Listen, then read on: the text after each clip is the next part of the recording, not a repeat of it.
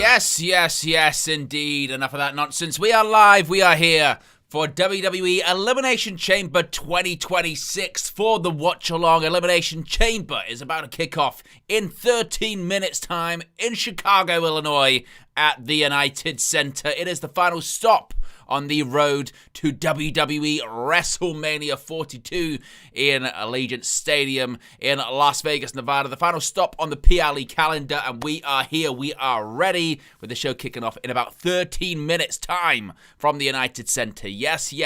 Be sure to smash a like on the like button.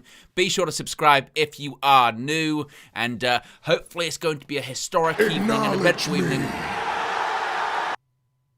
At Nathaniel Baez 5258 has become a WN 365 roster member. It's been Can't wait months. to share this beautiful night with everyone in a chat.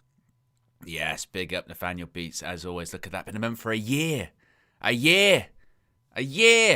Been a member, big up to you. Really appreciate the support for a smaller channel like this. It really does mean a lot and really does make a difference. So thank you so much. And yes, hopefully we're going to be discussing a historic evening. Hopefully we're going to be discussing an evening where WrestleMania, the plans for it look a bit more obvious, hopefully. And yeah, we're going to have some fun doing it as well, certainly. As far as the matches, it's a 4-match card featuring 2 chamber matches and 2 title matches. And, of course, we've also got some mysteries involved in all of it too, don't we? We're going to find out who or what is in that crate as well. Is it going to be a big development when it comes to the WrestleMania main event scene, or is it going to be comedic? Is it going to be this generation's version of the gobbledygooker hatching outside the egg of at Survivor Series 1990? Is that what it's going to be? Is that what it's going to be this evening? Is it going to be comedic or is it going to be serious? Well, we'll find out in not too long a period of time as well. King in the Indies, yes, one of our mods and long-time supporters says happy Enough of the lemons. Enough of it. I've been getting that enough. I've been getting that enough for the United View. I tell you, I've got a lot of lemons to get through in a long period of time. Yes, absolutely. Nathaniel also says got to support the WWE and United spaces. Well, you know, it's safe space. Safe space, Nathaniel. That's what it is. It's a safe space. Red Devil says whoever attacked Jey Uso, all I have to say is thank you. Well, you know, I'll try and not stay too biased, you know. Thankfully, my thought process is it actually was the plan the whole time to not have Jey Uso in the match because, of course, Bronson Reed was supposed to win Monday night on Raw, but then he tore his bicep and he got injured, so they had to go to a different finish. So they had to call an audible, and it was just like, okay, Jay, I guess you're winning.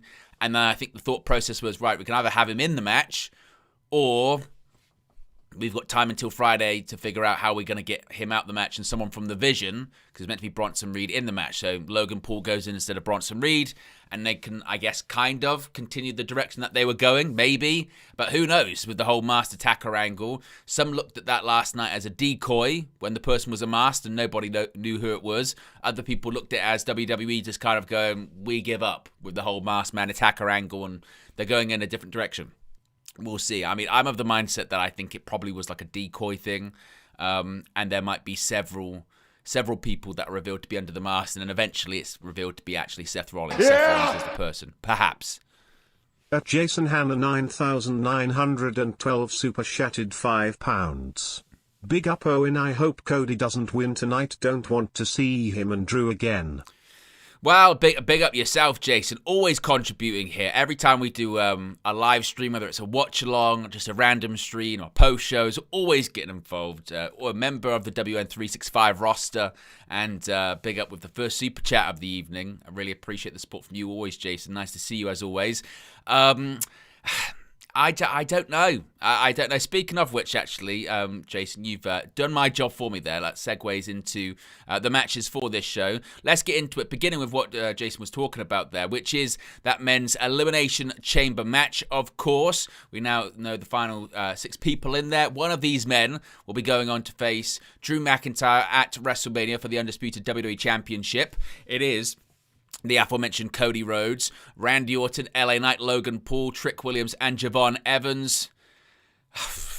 I mean, you're right. There's the the way that I think a lot of people think it will probably go, which is the boring way, the obvious way. And sometimes in pro wrestling, obvious doesn't necessarily mean boring. But in this case, it probably would mean boring because we've seen it a lot over the last year, which is Cody Rhodes winning and then facing Drew McIntyre. It's a obvious story beat that they're going with it. So Cody winning goes, all right, so it is going to be Cody versus Drew. And they can maybe add in Jacob Fatu. Of course, McIntyre did cost Fatu on SmackDown last night, so maybe that's an indicator that it might be a triple threat match. But there have also been reports recently to suggest that WWE, they don't really know what they're going to do for the WWE Championship match at WrestleMania. And they've been going back and forth, and they're still so undecided that people that are making promotional materials for WWE for WrestleMania are like, you need to tell us because we need to make the materials. We need to make the banners. We need to make, we need to print the leaflets. We need to, whatever it may be. We've got all of this stuff that we need to do, and we don't know what the matches are going to be.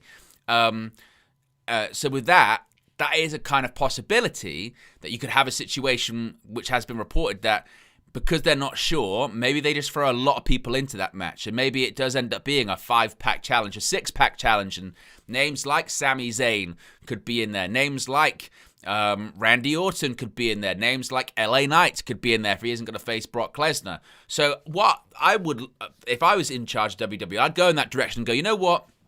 Let's just do something different. Instead of just doing Cody versus Drew again, let's make it a fatal 4-way, a 5-way, a 6-pack challenge or something, and have Randy Orton win. Have Randy Orton win tonight because just people aren't expecting it. Something a little bit different, and Cody will still get to his point eventually for WrestleMania, right? But, you could just do it in a way that's not, ridiculously obvious. That would be nice, wouldn't it? So maybe that's what they do, right? Or maybe I'm giving WWE too much credit in that regard. I'm trying to be too outside the box because, like some people have been saying in the chat, which I'm just seeing right there, is I do think it just ends up being Cody just wins. You know what I mean? Cody just wins, and it's like, all right, the American Nightmare goes on to WrestleMania, and it's like, oh, it's going to be Cody versus Drew again. And that's really one of your WrestleMania main events, really, to steal the Miz's catchphrase, really. But I think it feels like Cody's going to win that one, doesn't it? And I think that's probably what it's going to be. As far as the other chamber match, of course, we've got the Women's Elimination Chamber match. Winner faces Jade Cargill at WrestleMania for the Women's Championship. This one's a bit tougher to call. I think you're probably looking at Rhea or Tiffany Stratton winning that one. Again, if you go with Tiffy to win, it's like the Drew McIntyre Cody Rhodes situation again, isn't it? They've done it a few times. Of course, Stratton lost the championship to Jade Cargill at Saturday night's main event in November. Do you then revisit that for WrestleMania? I would hope not. If you go with Rhea Ripley, I mean, in terms of a marketability, Rhea versus Jade Cargill, powerhouse, and the whole Jade Cargill. I'm looking for a challenge. Here you go. Here's a challenge, Rhea Ripley, and she's in a featured spot. But it does kind of then leave the whole tag team thing a bit open-ended, doesn't it? I know that they lost the tag titles last night on SmackDown, but it felt like maybe they were building some kind of Rhea and Io storyline to maybe pay off at WrestleMania. So does Rhea win and then suddenly be in a singles? What does that do for Io Sky? Alexa Bliss feels like she's doing something with Charlotte Flair, and they're going to pay that off at WrestleMania. Of course, they've had their team. So, I mean, I mentioned this the other day in one of my sort of potential sort of swerve videos that I don't think it can be completely impossible that someone like Raquel Rodriguez wins the match. Only because I just say that because maybe all of those other women that I'm talking about, Rhea Ripley could be involved with Io Sky, Alexa Bliss could be involved with whatever Charlotte Flair's doing, Asuka, of course, Kabuki Warriors. So maybe they do have someone like Raquel win. And then the story really is Liv Morgan from the Judgment Day challenging for Kerr for the Women's World title. And then Raquel Rodriguez from the Judgment Day is challenging for the Women's Championship. And maybe that's something involving those two, Liv Morgan and Raquel, that comes out of WrestleMania, perhaps. Maybe that's getting a bit of a curveball to not make it as obvious. So maybe that's the direction there. But I wouldn't be stunned if it was, say, Rhea Ripley wins and it's Ripley versus Cargill, because that's a marketable match that WWE, can easily put quite front and center. How good that match would be, I don't know. That would be one of those ones where I'd go, well, Rhea can work, Jade not so much. So sort of aesthetically, how that match would look in the ring, I don't know. We've got the Women's Intercontinental Championship. Becky Lynch defending against AJ Lee. AJ Lee's first singles match in over a decade. And either way, we know we're getting this match again at WrestleMania. So there's a few different directions here, isn't there? There's the AJ Lee wins, and then there's some kind of rematch at WrestleMania with higher stakes. Or it's Becky wins and retains in some kind of screwy fashion, and they've got to escalate the issue at WrestleMania. Whether that's Becky Lynch getting help, Becky Lynch getting disqualified and getting violence, so they've got to escalate the stipulation at WrestleMania, maybe like that. So maybe Becky does win. Or, look, they just go with the wholesome moment. AJ wins the Intercontinental Championship. CM Punk wins in his match. And, they both celebrate in Chicago to go off the air. And it's a wholesome moment. Speaking of which, the World Heavyweight Championship is on the line. CM Punk defending against Finn Balor. Surely there's no way Finn Balor wins. Surely there's no way here. It would be the ultimate curveball, wouldn't it? It would be the ultimate curveball that people aren't expecting. But in my sort of swerve video, I did mention this. I don't know if it's impossible they would have some kind of screwy finish. Balor wins, but drops the championship, let's say, Monday on Raw. And it's a thing of, a bit like before. Last time he was the world champion, inaugural Universal Champion, dropped it 24 hours later because he was injured. This time, world champion, wins it, drops it on Raw 48 hours later because he gets screwed by the Judgment Day and kicked out. And that's his story going into WrestleMania. I feel that's quite complicated and convoluted, and I don't think that's the direction that they'll go. I think it's just Punk wins again. But this time, when he shakes his hand post-match, Balor kind of reciprocates, maybe. Maybe that's just what they're going to do there. But they could go the sort of a different route and still end up with Roman Reigns versus CM Punk at WrestleMania. It's kind of my point. Would they want to sort of devalue the title reign by having Punk lose and then get it back? Wouldn't be the first time he's done it. It wouldn't be the first time he's, dropped the championship and then won it back like a week or so later. Do you remember his AEW championship reign when he lost to Moxley and then won it back? So it's not impossible, but I just don't see it. I just don't see it. Right, so we are, according to my stream here, 13 seconds away from Elimination Chamber going live on the air. So I will make sure all of this is ready. If you haven't already, click the like button. Be sure to subscribe. And I will turn up my sound as well so I can get into it all. Jamie says, Owen, how's the lemon sweets going? Well, look, we'll find out what the final number is tomorrow on United View because that's the last day that people can affect that number. And then I've just got to get through it. I just got to get through it. Genuinely, it will probably take me months to get through it. Because I'm not going to do what I did before, which was 5 in a row. And I'm telling you, the damage it did to the inside of my mouth was insane. Like, insane. So, but I did like 2 on Friday, 1 in the morning, 1 in the Trinity, and that was fine. So, as long as I do like 1, not even a day, I might do 1 every other day or something like that, or 2 every other day, and I'll be fine. But it'll take ages, like properly a long time. I'm gonna be like Frank, instead of cutting his hair, it's gonna be lemon sweets. So it's gonna be a marathon. As the cold intro is playing, together, yes, together. And there is Chicago, Illinois, the Windy City. Just like me after I've had too much cheese. The Windy City. In the United Center, yes.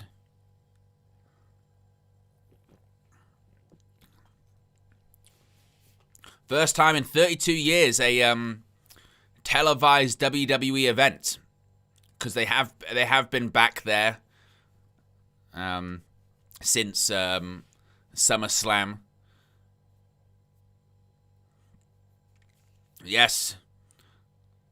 The home to the World Heavyweight Champion himself, CM Punk. And I believe the cold open is going to be involving CM Punk. Yes, there he is in Chicago. We don't have a cold open involving Triple H this time. I posted on Twitter because they did, I think it was a TKO post. There was a TKO post, and they basically did a whole behind the scenes at the cold open for Triple H for the Royal Rumble, and it was this sort of big elaborate set that they had made for Triple H to do the cold open for the Royal Rumble. And I just I couldn't believe it, because I went, they can create custom sets for a Triple H cold open, but they can't create custom sets for the actual PLE itself. You know, where are, you know, your custom sets, like your fist for SmackDown, like the giant Titantron for Monday Night Raw, like the giant S for SummerSlam, or the big sort of pincers that you had for the Backlash set. You know, where are all of those? That's what we need. That's what we need. When you're making money hand over fist, like TKO is, you can put some money back into production, can't you? You can get back the custom sets. It just feels bigger and better. But I will calm down, because I do that moan and complaint every single WWE event. If you haven't already, click the like button. We've got over 50 people watching already, which is great. And we're already just about 8 likes away from 50 likes. So if you haven't already, be sure to subscribe, as we're just watching this cold open for Elimination Chamber. Big up Anthony in the chat. Big up Steffi Jenks, one of our moderators extraordinaire, who I think she said she was eating Japanese food this evening. So hope you. There you go. I'm out having some fancy Japanese food for dinner. Lovely stuff. Hope you enjoy. As Punk said, feels like home. Oh, we've got pyro going off at the United Center. That's what you like to see. I do enjoy me some pyrotechnics.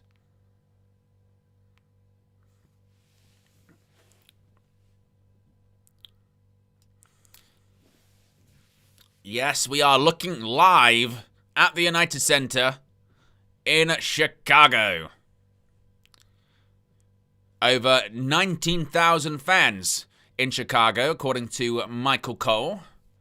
The final PLE stop on the road to WrestleMania is here. There is the American Nightmare holding up a picture of his daughter. He's going to be locked inside the Elimination Chamber, as will the Viper, Randy Orton, the Apex Predator, entering the Elimination Chamber for a 10th time, a record 10th time. He's won it before in 2014. There is Finn Balor. Acknowledge me. At United_Love.86 has become a WN365 roster member. Heroine and belt ready for you. We go third tomorrow. Yes. Big up United Love's been a member for 22 months, nearly 2 years. Core blimey. Says I'm here, Owen, belt ready for you. Oh, well, imagine. Yes. Let's go third tomorrow. Let's enjoy the chamber this evening. And we have a great weekend. We're getting the menacing music, which means one thing. The Elimination Chamber is about to lower. So we're kicking off with a chamber match. I reckon what? The women's chamber? Maybe he's got to start off the show.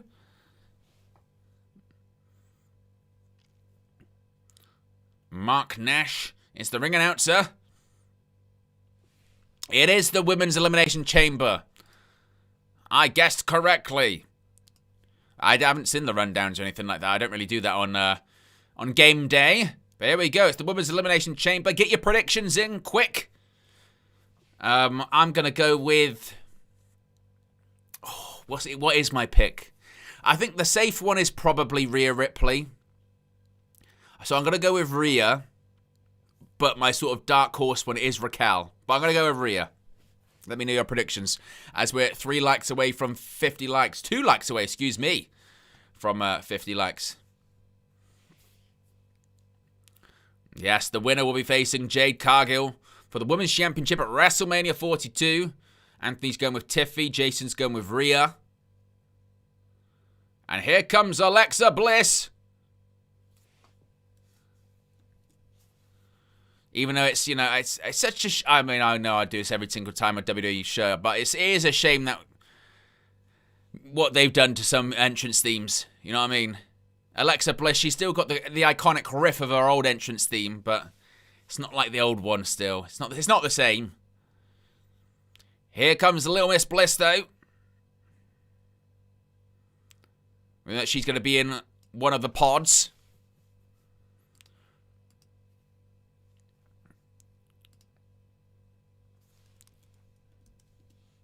Alexa Bliss entering the chamber for the 4th time in her WWE career. Second only to Liv Morgan with 6.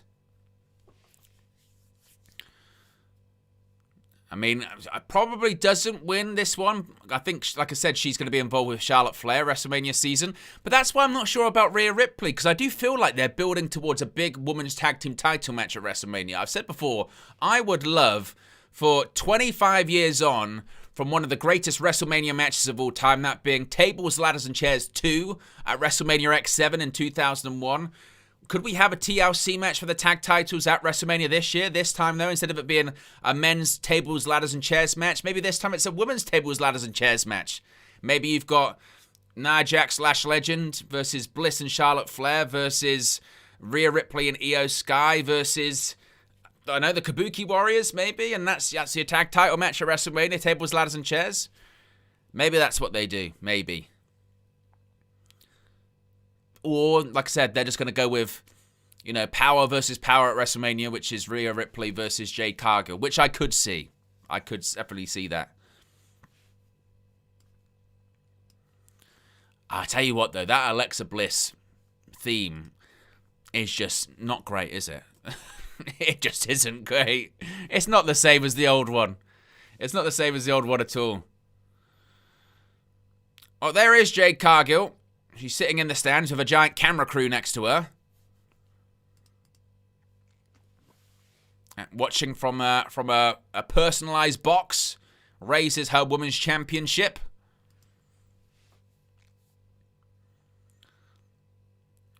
As, is that red one? Says, bring Bliss's old one back now. Yes. As Bliss enters one of the chamber pods, Eddie Arango shuts the pod door. So Bliss is now in a pod. And here comes Asuka, the Empress of Tomorrow, a former women's champion. Auntie Asuka about to make her way to the ring, or excuse me, to the chamber. That is one scary mask, isn't it?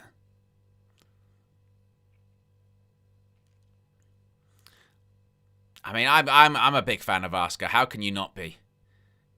And actually, her segments with Kairi Sane are good. When she just dresses down Kairi and goes crazy at her. And Kairi's like, Asuka, I'm so sorry. It is funny.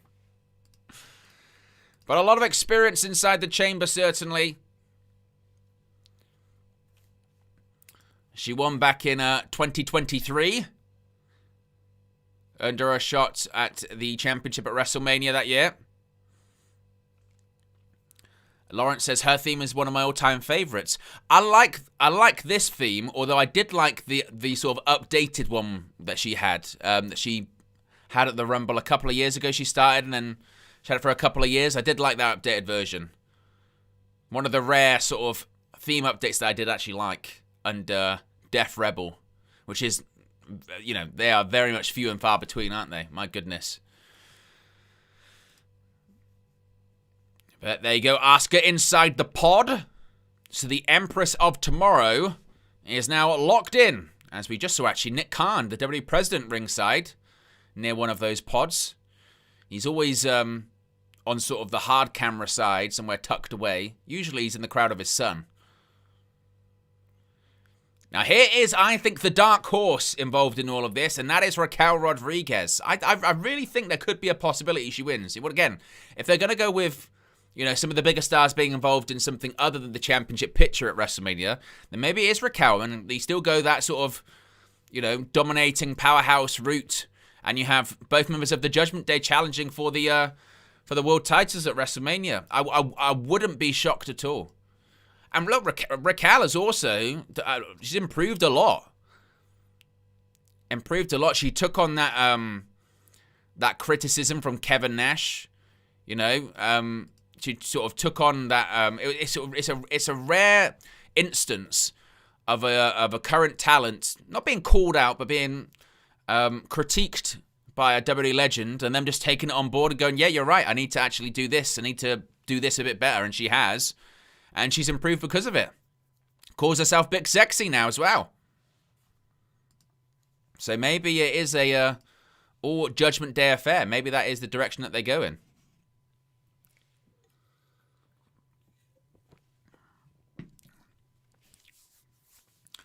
And of course, as always, this stream is not brought to you officially, but unofficially by Monster, getting me through my watch-alongs, my late nights as per usual. And you know what, actually, this is genuinely true. I actually got an email the other day from someone claiming to be from Monster, and they were like, oh, see if we could do some kind of collaboration. And I thought, oh my God, my dream has come true here. Clearly it wasn't them. You know, it's one of those ones where you check the email, and it's like, you go, oh, no, it's not them. I was like, oh. But still, one day, just got to believe, there is Mammy. Rhea Ripley enters the United Center. Her signature stomp.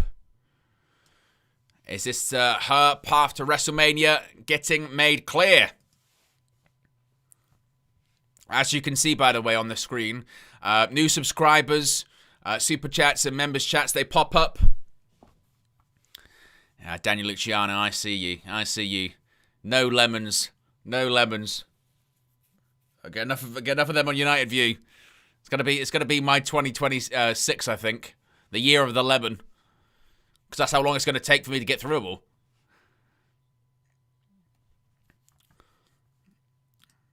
But of course, yes, 24 hours ago, there was disappointment for Rhea losing the women's tag team titles on SmackDown, but maybe she course corrects for WrestleMania.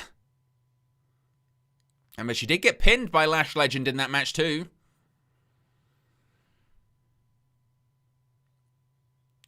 So we've currently got Bliss, Raquel Rodriguez, and Asuka in the pods. So she's going to be the final person in a pod, which means that the two people starting the match will be Tiffany Stratton and Kiana James. Lawrence says, when do you think we find out about the box? Tonight? I don't know. Like I said, and to be honest, with what it could be, I genuinely think all options are on the table with it. I think there is obviously a very real chance it could be Danhausen, considering he's now gone from AEW. But also, with it being WWE, specifically TKO's WWE, I can't rule out the possibility that it's some kind of like promotional material. You know what I mean? Would you be shocked by that? If they open the box and it's a giant dude wipe or something? Wouldn't be shocked in the slightest. I would not be shocked at all. So, I think it's going to be Danhausen. That's not like a spoiler or, you know, a scoop. That's just my kind of prediction for it. As Rhea does pull-ups inside the pod. But it could be anything. Here is Kiana James, and I mean, bless her, she's getting no reaction inside the United Center. I don't think even the fans recognize her music. But you got to win people over, Kiana. This is your opportunity. This is your moment.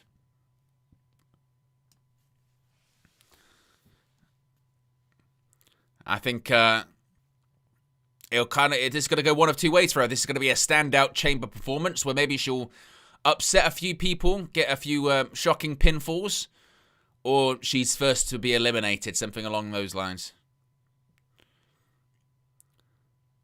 But of course, she did defeat Nia Jax and Charlotte Flair, pinned Flair to qualify for this match. And they usually do this. At Jason Hanna 9912 has become a WN 365 roster member. Owen, thoughts on WrestleMania having an earlier start time? First of all, big up Jason again, not only with a super chat, but also been a member for 10 months. And thought on WrestleMania having an earlier start time. Yeah, I saw that the time for people actually going has changed. And I think the start time for, say, us in the UK is 10 p.m. I think I saw something like that. If that is the case, great. I mean, great for me, because it's a very long weekend, as you can imagine.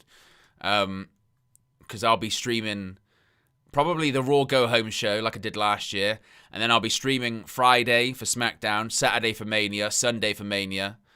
And then I'm sure there's probably a Man United match in there as well. So it's usually, and obviously the Raw after Mania. So it's a long weekend. So if I can do it earlier and get some more sleep and rest, hey, it's all good for me. I always do kind of chuckle a little bit sometimes when, the events get a little bit earlier in the day for the our counterparts over the pond in America. Because I'll go, these start times are horrible. And you'll go, hey, now you know how it feels to be in our shoes. Staying up late to watch, bad pay-per-views and good ones. Here comes Tiffany Stratton. It's Tiffy time. So it's going to be Tiffy and Kiana James starting this one out. Look at that attire.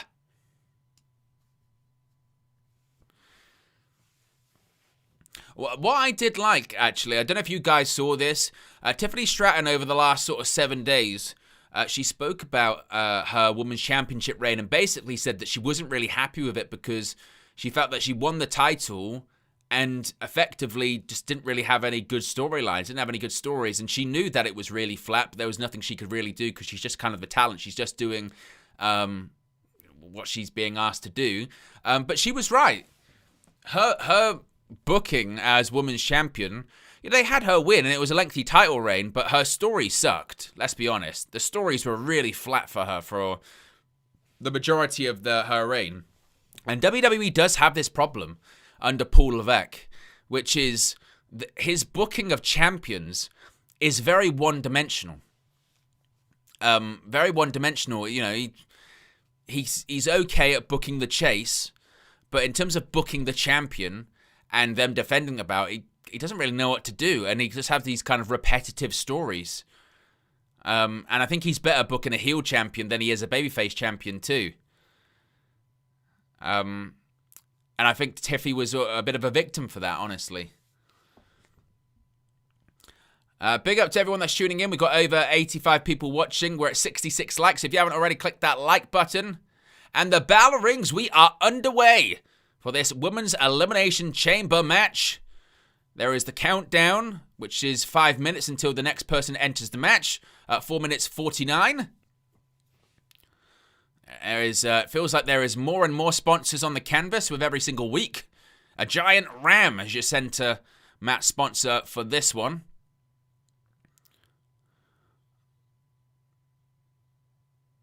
I think was that Tiffany Stratton working on the arm there of Kiana James? What WWE has got a lot better at is shooting this match from a production standpoint. I remember the first few Elimination Chamber matches, and there was a huge amount. There's a nice takeover. There was a headlock takedown by Stratton. Kiana James kicks out at one. The first a couple were difficult to shoot, but the matches were fantastic. I remember, the first one. Oh, look at that, by Tiffany Stratton.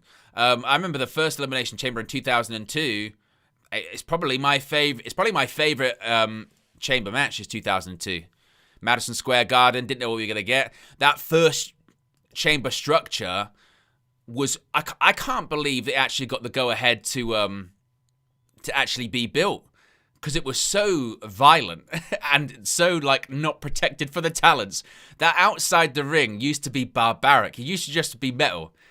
This version of the chamber, should we call it version 2.0, is a lot safer. Outside of the ring's got padding and, it's less dangerous, which is probably a good thing, to be honest with you. But I do miss the old structure. But they also had to change the structure because it was actually really difficult to load into to arenas. They had to make a version that was easier for production to load in. Drop toe hold by Stratton. What you may be thinking here? 619? No? There you go. Hits the ropes. And there's a basement drop kick. Sends Kiana James down. Goes for a cover. And Kiana James kicks out at 1.5 there. We're over 100 people watching. Less than, specifically 30 likes to go until 100 likes. So if you haven't already clicked that like button. Standing moonsault by Kiana James. Stratton kicks out at 2.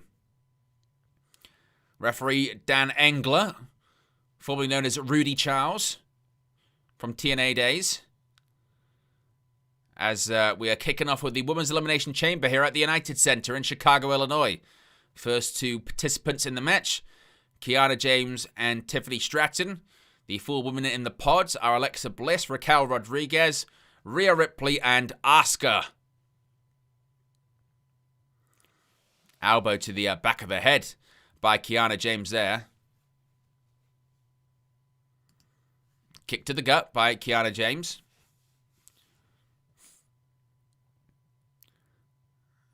Now James is just throwing Stratton to the outside of the ring. Oh, there's a reverse elbow. Went to throw Stratton into the chamber chain link wall. Suplex on the outside blocked. A reverse attempt blocked as well. Oh, Stratton goes up, down. No, not all the way. Oh, and there's a suplex on the outside to Kiana James. And James looks to be in significant pain. Big up to Chris. Says, first time seeing a live stream with you, Ern. Big up. Appreciate you tuning in. Handspring elbow, no. Oh! She went for a handspring elbow. Kiana James moved. And she goes into the pod, but, oh. I think she was meant to hit it a bit more flush than she did. She nearly missed the pod, which was a bit of a nastier landing. I think she meant to catch it a bit more flush, but she didn't. 10 seconds, 9, 8, 7, as we see who's about to enter the chamber next. Who's it going to be? Man, it's Asuka, the Empress of Tomorrow. And the pod door is open. Oh, my word. I tell you what, Kiana James, she just jumped into the pod and attacked Asuka. Oh, and there's a kick by Asuka for a bit of a measure of revenge there. Oh. And now look at Auntie Asuka just bouncing Kiana James' head. Oh, my God. Well, that's what you get for attacking Asuka straight out the jump. You get your head slammed into the pod door about 10 times. My word. Oh, and now she's doing the same to Tiffany Stratton. Bouncing her head. You do not mess with Auntie Asuka. She will beat the hell out of you. My word. Oh, look at this. Nice bulldog clothesline combination by Asuka. I mean, Asuka, she is such a badass still. I mean, she's been WWE for what, a decade now? She is such a fantastic performer. For me, the greatest Japanese wrestler in WWE history. I think it's one of the best, arguably the best adaptation from Japanese pro wrestling into North American pro wrestling, specifically WWE. And there's a double missile drop kick. Goes for a cover to Kiana James. Oof. Now, quick cover on Tiffany Stratton. And Stratton kicks out at 2 as well. But obviously, yeah, historically, Japanese wrestlers maybe haven't had the best of booking and luck and careers in WWE. Asuka certainly bucking that trend. Multiple-time Women's Champion, Women's Royal Rumble winner, inaugural. Women's Money in the Bank winner. Tag Team Champion. She has done it all. Won an Elimination Chamber in 2023. Oh, reverse elbow by Stratton. Now, Kiana James into the corner by Stratton. Handspring elbow, perhaps. Oof, I tell you what, her direction was a bit off there, Stratton. Hits one to Asuka. Going to go in the other corner to Kiana James. Oh, and there's a big knee to the face by Asuka. There's your cover. Stratton gets the shoulder up. 15 seconds to go to the next entrant. Who's it going to be? 3 to go. No elimination so far. 5, 4, 3, 2, 1. And it's Little Miss Bliss. Hey, Michael Cole stealing my lines. Alexa Bliss. And look at this. Look how slowly.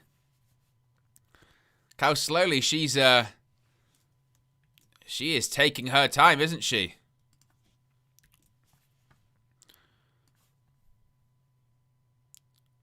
Head scissors by Bliss takes down Asuka. Turns that one into a DDT to Kiana James. I love that camera shot. You can see above the chamber into the ring. Beautiful camera shot by WWE Production there. Now Stratton and Bliss facing off in the middle of the ring. Bliss hits the ropes. Oh, just caught by Stratton with ease. Up on the shoulders. Nice senton. Uh-oh, prettiest moonsault ever. Oh, and caught up on the top right by Bliss. Now Bliss hanging her up. Tree of Woe. Oh, Asuka hip attack in the corner. Oh, and there's your basement drop kick. Takes down Tiffany Stratton. Asuka going for a German suplex perhaps. Reverse elbow by Bliss. Sister Abigail maybe? What's she thinking?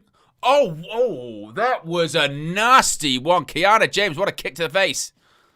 Asuka took one for real. Oh, basement drop kick by Stratton. There have been a few sort of clunky moments in this one. It's always par for the course, unfortunately, with chamber matches. As more people enter, the chaos only rises, which can lead to, missed times and what have you. Kiana James, though, standing tall at the moment.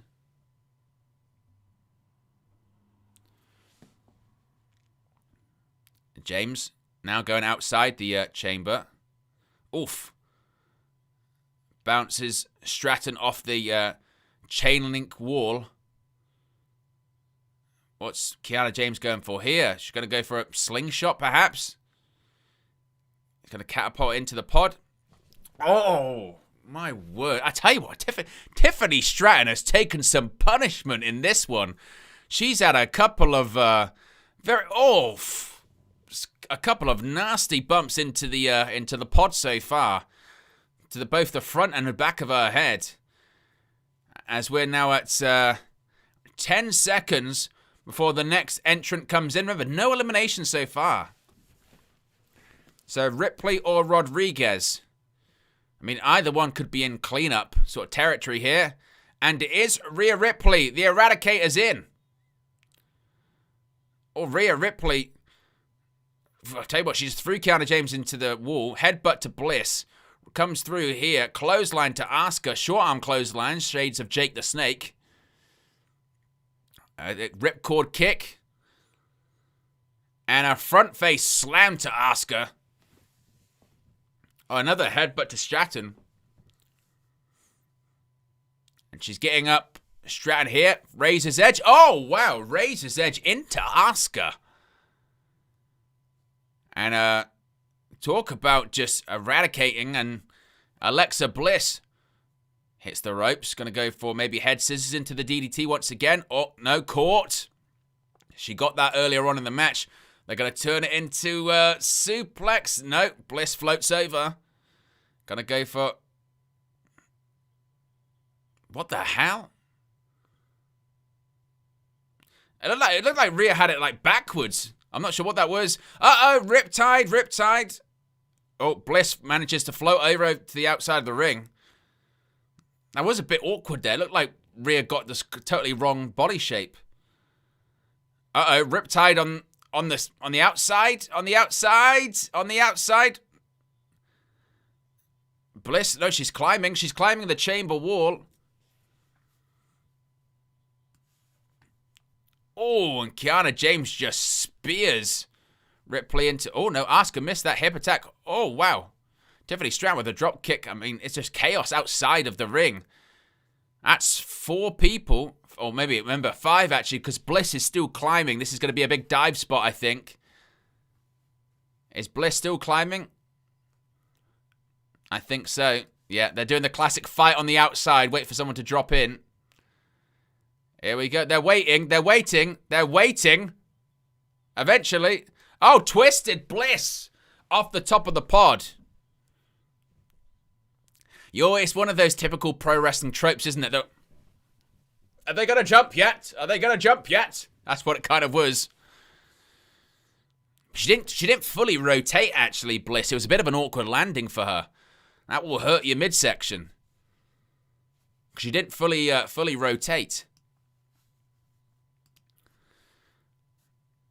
Remember, no elimination so far. We're still waiting for Raquel Rodriguez to jump in. She's going to be the last person in. Get a tissue.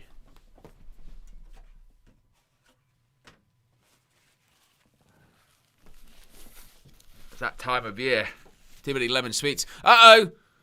Sister Abigail. Nope. Points towards the WrestleMania. Oh, there's the miss by Asuka. Miss to Bliss. 2. And Alexa Bliss is eliminated. Alexa Bliss eliminated by Kiana James after Asuka with the miss to Alexa Bliss's face. And 10 seconds left before Raquel Rodriguez enters this match.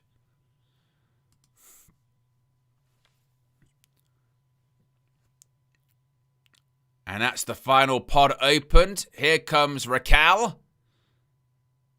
The freshest person has the advantage. Uh-oh. Oh, and just throws Tiffany Stratton into the side of the cage. Look at that. Oh, big boot. There's a clothesline as well. In comes Rhea. Ducks the clothesline. Kick to the gut. What's she thinking here? Power bomb.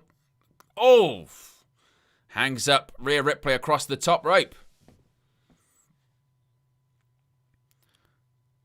And it looks like we're going to get into a situation here where all 5 competitors are in the ring at the same time.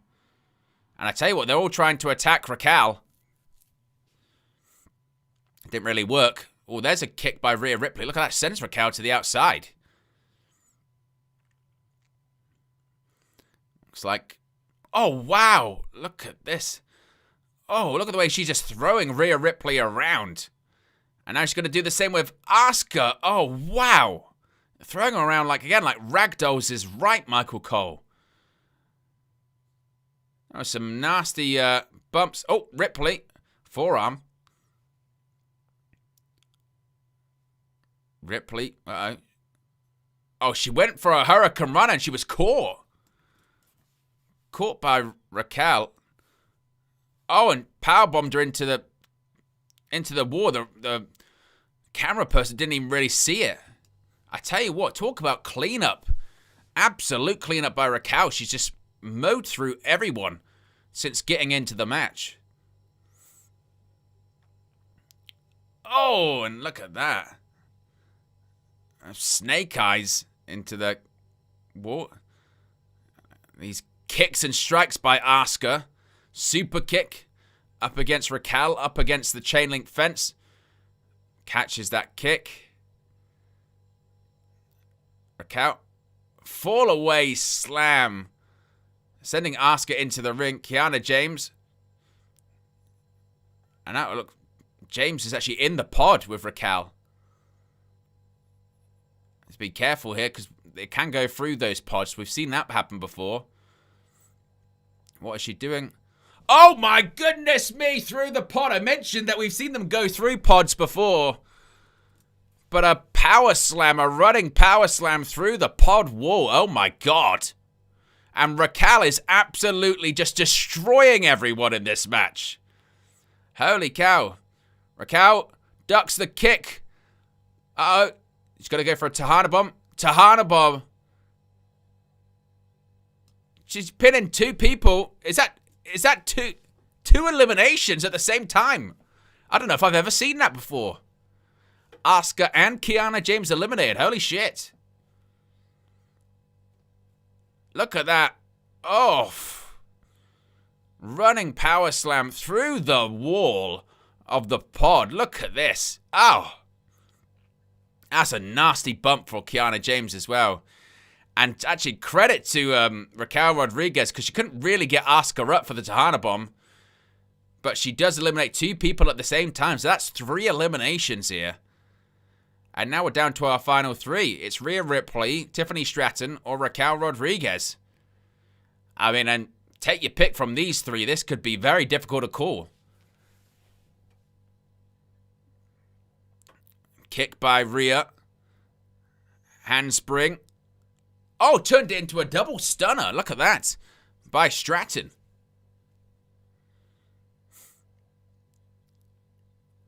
And actually, Stratton tried for a second there to get Raquel up on her shoulders. I don't think that's going to work out. And what's Raquel going for here? Oh, nice. Bit of a twirling slam. Shades of a tour of the islands there for Raquel. As Rhea grabs the hair of Raquel and she's pulling her to the outside. Oof.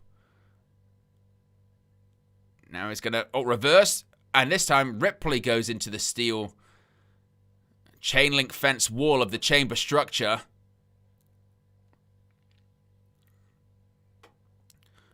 Rhea is hung upside down in the chamber wall here. Look at this. That is a nasty position to be in. Tiffany Stratton, where is she going? What is she thinking here? Oh my God. I'll tell you what, she nearly landed very badly there. She kind of saved herself. Powerbomb maybe? Oh my God.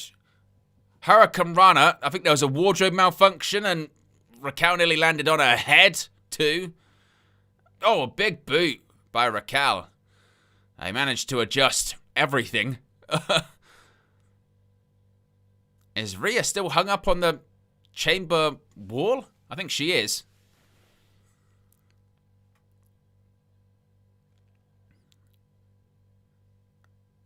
Fall away slam by Raquel Rodriguez. And now what's Rodriguez think? Oh, wow. Look at that. Nice elbow.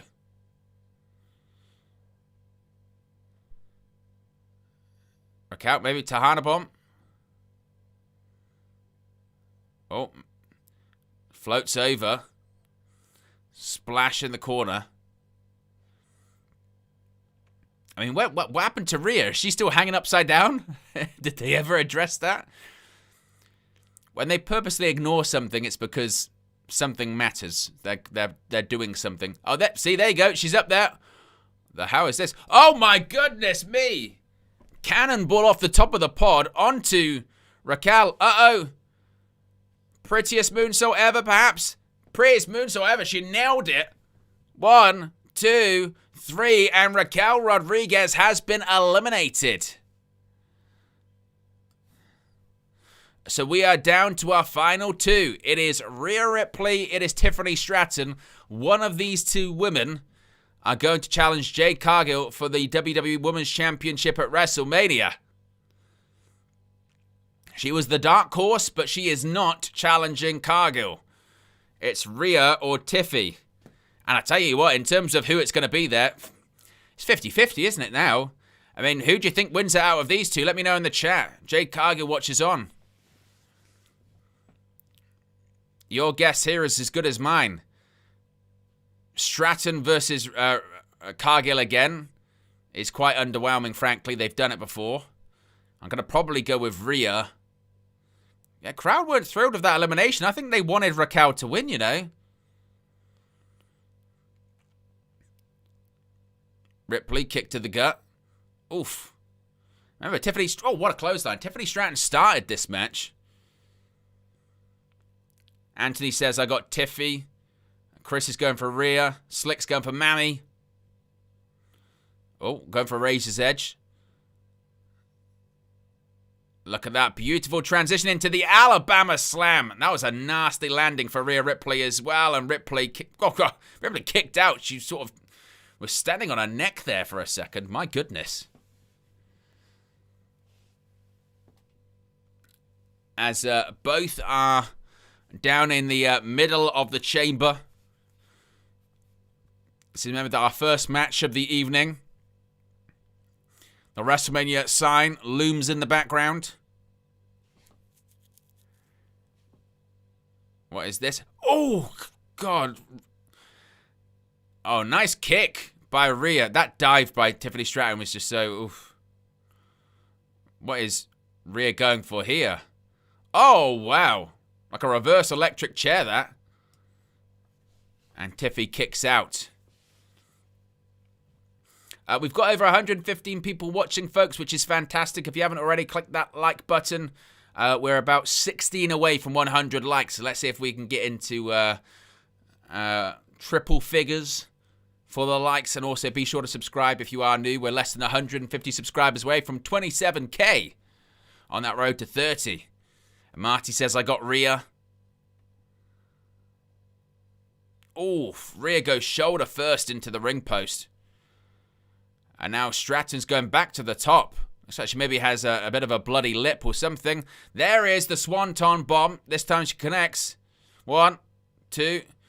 Yeah, the referee does have the black gloves on, which are a sign of blood. Oh, it's not a bloody lip. I tell you what, I think Tiffany Stratton's broke her nose. Her nose is dripping with blood. Maybe it's from that kick from Rhea Ripley, but Stratton's got a bloody nose. Rolling senton by Tiffy. Here we go. Prettiest moonsault. Oh, my word. Pushed into the pod by Rhea Ripley. Ripley now thinking Riptide, perhaps. Riptide, that should be it. All she wrote. 1, 2, 3. Rhea Ripley is going to WrestleMania. Rhea Ripley has won the Women's Elimination Chamber. So we've got Jade Cargill versus Rhea Ripley at WrestleMania. Which shouldn't be too much of a surprise, I suppose. But that's when you know that... So what was the point of the whole Io Sky tag team then? Because it makes you wonder what Io Sky's direction is for WrestleMania. But we know Rhea Ripley's destination for WrestleMania is Jade Cargill. A storm is coming.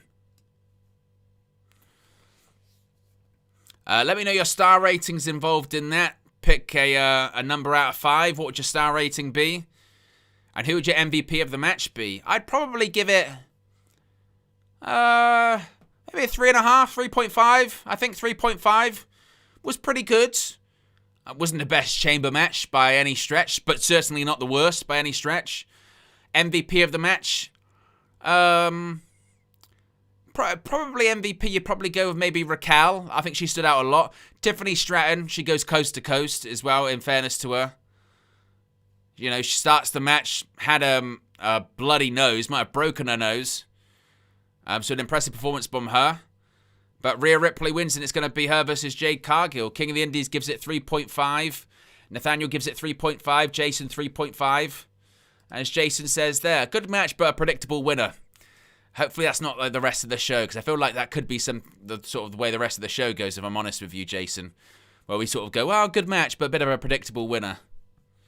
As Cargill holds up the Women's Championship, and Rhea watches on. The Storm versus the Eradicator. Slick says, Raquel for MVP, 3.5. Mal gives it a 3. Chris gives it 3.5 for Raquel for MVP. Yeah, I think everyone's kind of on the same page with that one. As Rhea does the Art the Clown wave at the WrestleMania sign. And they go straight into an ad. We're 11 likes away from 100 likes, folks. There's some kind of ad they're doing, because of course, right? How can you not do some kind of ad? But yes, we've had our first match of the evening. There you go. For the Women's Elimination Chamber. All right, make sure I've got all this set up. Reminder, we will be live straight after this with a post show, and we'll have screen grabs from all of the matches inside the at the Elimination Chamber PLE. We'll be discussing what happens, the directions, the booking decisions, and what have you. Derek says, I've got Elimination Chamber on Hulu as well. Disney is doing a bundle for getting WWE PLEs. I suppose it depends what country you're in. I'm watching it on Netflix here in the UK. If you're in the United States, you'll be watching it on ESPN. But you can watch everything. You can watch everything through Netflix. All you have to do is get a VPN. What's this? A WrestleMania Vegas thing. All you have to do is get a VPN, and you can change your location to over here in the UK, and you can watch everything through Netflix. That's Raw, SmackDown, NXT, main roster PLEs, NXT PLEs, and more. You can use our link. That's nordvpn.com/WN365. Once again, it's nordvpn.com/WN365, or you can scan the QR code. Links in the video description. It's pinned in the chat as well. Next up is going to be the Women's Intercontinental Championship match. We're going to see AJ Lee compete in her first WWE singles match in over a decade. We have seen AJ Lee return to the ring. Of course, she returned to the ring at WrestlePalooza alongside her husband, CM Punk, defeating Seth Rollins and Becky Lynch. She was part of the Women's War Games match. She tapped out Becky Lynch. But this is her first singles match as we are sitting through a commercial break. Yes, on a WWE premium with a P, premium live event, i.e. you pay extra for it because it's a premium event, you still have to sit through commercials. Game's gone. Game's gone, my friend. I remember the days where you paid your pay-per-view fee and you tuned into Sky Box Office or whatever your pay-per-view provider was, and the whole point of paying for it is that you got the paywall down and you watched everything with no interruption. No commercials. And even the commercials are kind of part of the show. None of this. Well, we'll have to wait, a few minutes to get to the next one. Disgraceful. Disgraceful. Game's gone, isn't it? Yeah, you're right, Nathaniel. Game has well and truly gone. Commercials during a pay-per-view. All right? Oh, my God. Game has gone. It really... I mean, we kind of joke about it, but it is true, isn't it? I mean, it is bullshit. You know what I mean? You pay for your subscription, whether that's to watch WWE specifically or just like me, you have a Netflix subscription just because, it's 2026. But, the fact that you're paying a premium. And on Netflix as well, you have different tiers. You have an ad-free tier. And on the ad-free tier, you're still watching ads. And you pay for the subscription as well. What's the difference between this and cable TV? There isn't. Streaming is the new cable. And now we're into a territory where streaming services are being bundled together. And if you're bundling together streaming services, you're bundling together different channels. That's cable again, isn't it? It's just modern cable, which is, with this subscription, you can have Netflix, Disney Plus, and Hulu. And you go, well, that's like having different channels on cable, isn't it? It's kind of how it works. So it's funny how the cycle sort of completes itself, doesn't it? You go away from TV, and then eventually you become TV. What's the phrase? You either see yourself die a hero or live long enough to become the villain.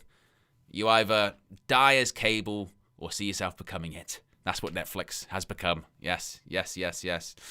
We're 3 likes away from 100 likes. If you haven't already, click the like button as we're 90 seconds from coming back to this Elimination Chamber PLE from a commercial. Good grief. I know, Nathaniel, we can't even trade tapes anymore. Hey, there'll be people that won't even know what you're talking about. Tape? What, that you put on your wrist, maybe? No, VHS. ITVX, it has so many ads, commercials. Does it still have it? I had that BritBox for a while. I don't even know if that's still a thing. There was a streaming service called BritBox. I think it's still a thing, which was like everything BBC and ITV have ever produced. Actually, the catalogue is pretty good if you're into that kind of stuff. Like, for instance, if you want to watch the old, let's say, Doctor Who's, you can watch that on BritBox. But, yeah, and even that, like you said, they're filled with ads. Absolutely filled. Havoc says, when in the show do you think the crate will be revealed? I don't know. Specifically, don't know when. Next up, we've got the Women's IC title match. Maybe after this? Perhaps. Maybe that's what they'll do. Maybe in between one of the 10,000 commercials that we'll get this evening. Perhaps maybe then. Maybe this is also why I say it could be in itself a commercial. Like we've just sat for like a 4 or 5 minute commercial break on a premium live event. I won't be shocked if that crate opens and they go, look, it's the sponsor for WrestleMania. It's the new Slim Jim sponsor, and it's some kind of mascot. Oh my God, I said that, and it's a Slim Jim ad. I'm not even bullshit. I didn't even know. Fucking hell. I mean, it's just too predictable at this point. I said it's the new Slim Jim person, and a Slim Jim ad's just come on. Holy fucking shit. Oh, this company. It's that predictable. It's that predictable. Oh, good grief. I don't know if we have Slim Jims over here in the UK. I don't think we do. Isn't it Pepperami? I think it is. But we're seeing shots of Chicago. I don't think we do. I have a Slim Jim. I'm pretty sure we have like Pepperami. That's it. It's the same thing from what I understand. I think.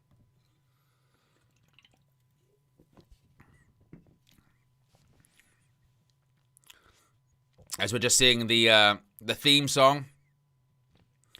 It's like a remix of Drowning Pool's Bodies. Offset does it. I thought I would like it. I'm not the biggest fan of it. I'm not going to lie. Because obviously I love the original by Drowning Pool, Let the Bodies Hit the Floor. And I thought I would like it. But then I heard it and I'm not the biggest fan of it. I'm not going to lie. It was a bit sacrilegious for that song to be sampled or remixed. I'm not going to lie. Are we going to get to this Women's IC title match? Here we go, video package. As we see when AJ Lee returned last year. Of course, she made her return, where? In Chicago. She made her return in Chicago, and then she's going to have her first singles match in over a decade in Chicago. I did see quite a lot of... I mean, let me actually know, chat, what you think of this. Because I did see quite a lot of criticism for the promo segment they had on Raw a couple of weeks ago. When they agreed to have this singles match at Elimination Chamber. A lot of people said like the promo from AJ Lee was just bad. Like it was this kind of sort of comical, whimsy, I'm not taking it too serious kind of thing. And a lot of people called out for saying this was the shits. So hopefully, look, we're gonna really see what version of AJ Lee is kind of back now. Obviously, she retired because of various reasons, mental issues, also physical problems, also obviously situations going on with Punk and his exit from WWE. But she hasn't had a singles match back, and she has been kind of protected in that, obviously, the tag team match, Women's War Games match. It's a multiple-person match both times. So now we're going to really see just what AJ has to offer now that she's back in this singles contest, right?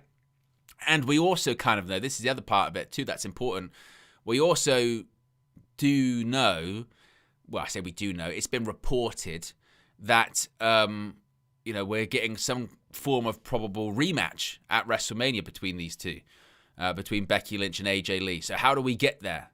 How do we get there to this, bigger match that they're going to have at WrestleMania? Do they get there by AJ Lee winning tonight? By Becky winning tonight? By an interference or return? How do they escalate that match to something even bigger at WrestleMania? We'll find out shortly.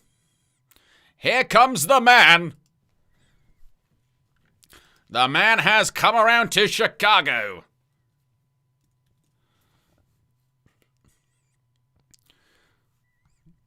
We've got the drone shot. Get your predictions in.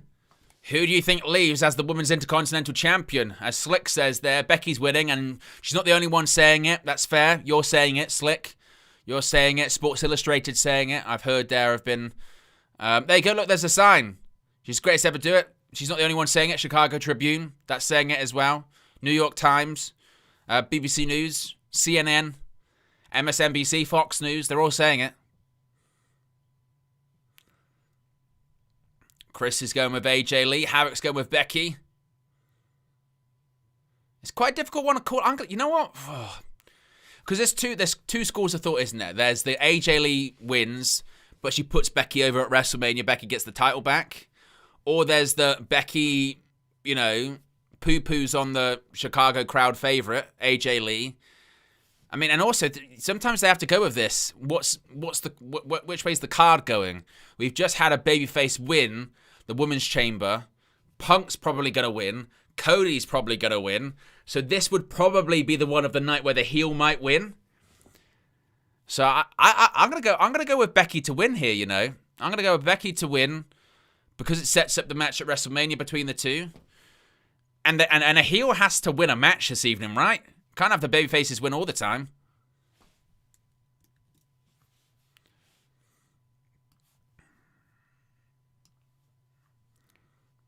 Exactly, Red Devils, even Damachev, and Carver saying it. Even Simon Stone saying it. Crowd chanting for AJ Lee. As a big up to everyone that has clicked the like button. We're over 100 likes, and here comes AJ.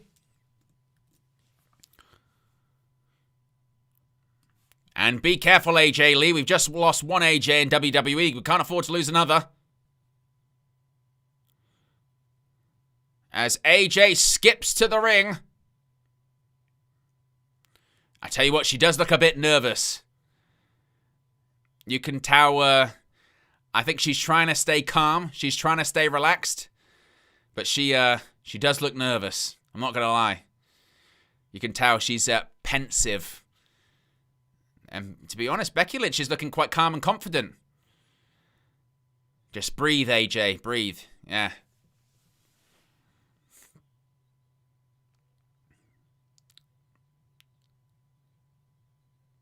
As AJ Lee sits on the ropes.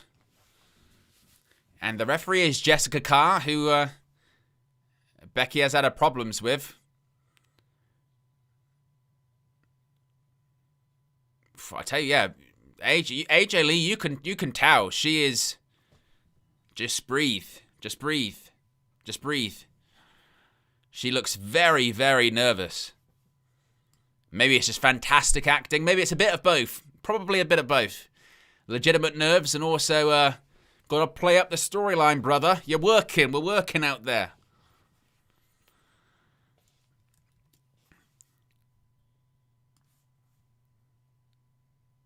AJ Lee, the challenger, gets her introduction. I forgot that I do the Mark Nash intro, which of course is, he sounds like he's running past you or driving past you at a very high speed. And is a bonin. She is the women's Intercontinental champion. She is the man. Becky Lynch. That's how he does his introductions. It's like he's going past you at a very quick speed. He is the ring announcer Doppler effect. Mark Nash.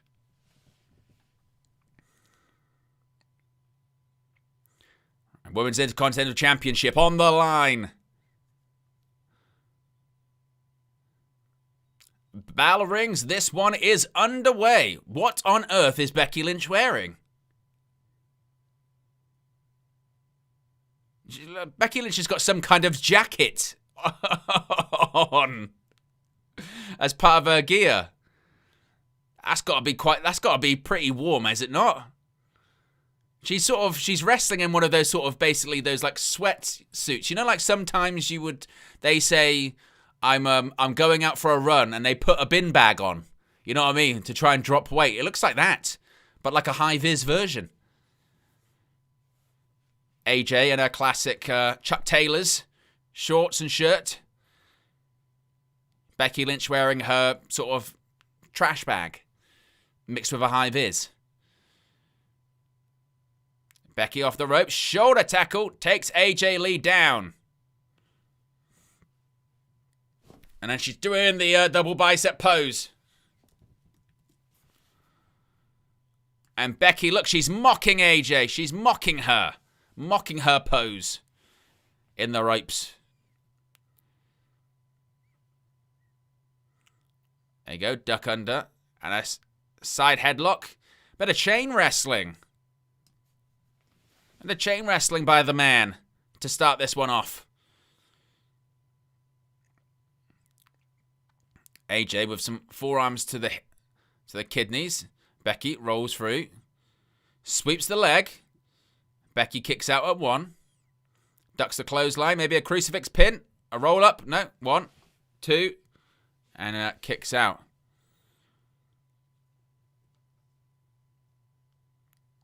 Oof. And Becky crawling towards the ropes there. I have seen Cage's new wrestling scholars and Red Devils. Yes, I have. He has spoken about me. I will go on at some point. Crowd chants for AJ Lee. Of course, her adopted home of Chicago, Illinois. Of course, she still is a build from New Jersey, but she does reside in Chicago. Oh, and there's a kick by AJ Lee.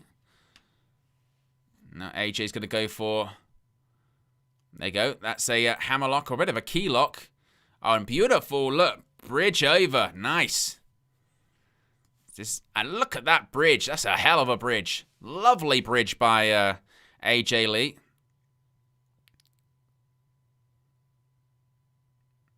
And Becky, her own version of a hammerlock. Now, Becky's the one with leverage. And Becky goes through the middle rope to the outside. And Becky, look, she looks frustrated. I think you could see there those cameras that are in the barricade. I think those are for those like facilities where you can watch it like you're at ringside. I think they've got them in like LA or something.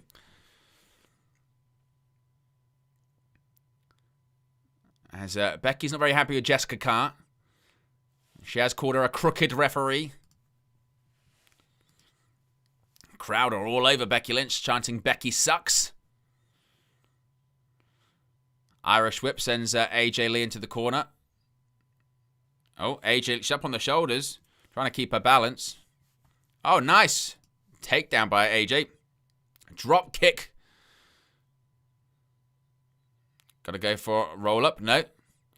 Oh, and there's a big boot by Becky. I tell you what as well, this is a difficult spot to follow. You know, it's a difficult spot to follow. They're following an Elimination Chamber match. Crowd coming down a little bit from it. We've opened, to be honest though, we've opened this PLE with 2 women's matches. I'd love to know when was the last time WWE did that. First 2 matches of a PLE have been both women's matches. With the Chamber match and the women's IC, I would probably think we're getting what? The next 2 matches, I'm just trying to think what the order will be. Maybe they go with men's Chamber, then Punk on last. Or maybe they go Punk title match and Chamber match on last. Maybe men's Chamber last, perhaps. And definitely feels like they're making sure that they pace themselves here. We know that AJ Lee, of course, hasn't had a ton of matches. So there is still going to be ring rust. There is still going to be, you know, you can only prepare so much when it comes to cardio. And this was spoken about before too. It is true. Like, Becky Lynch is good in this role.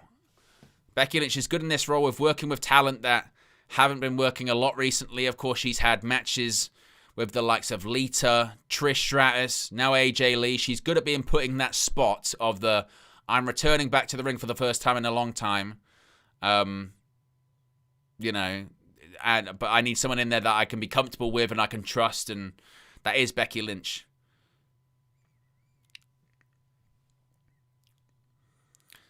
Brian says, watching your screen on WWE is like how I used to watch wrestling. I know.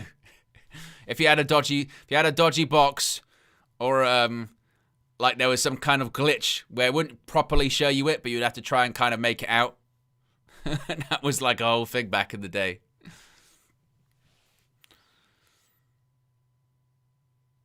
AJ into the corner. I mean, Becky Lynch is fully in control here at the moment. Oof. There's that step-up kick that Becky Lynch is well known for. A Bexploder suplex. Cover. And AJ just kicks out. Couldn't get the shoulder up. Had to kick out of that one. And Becky Lynch is completely in control.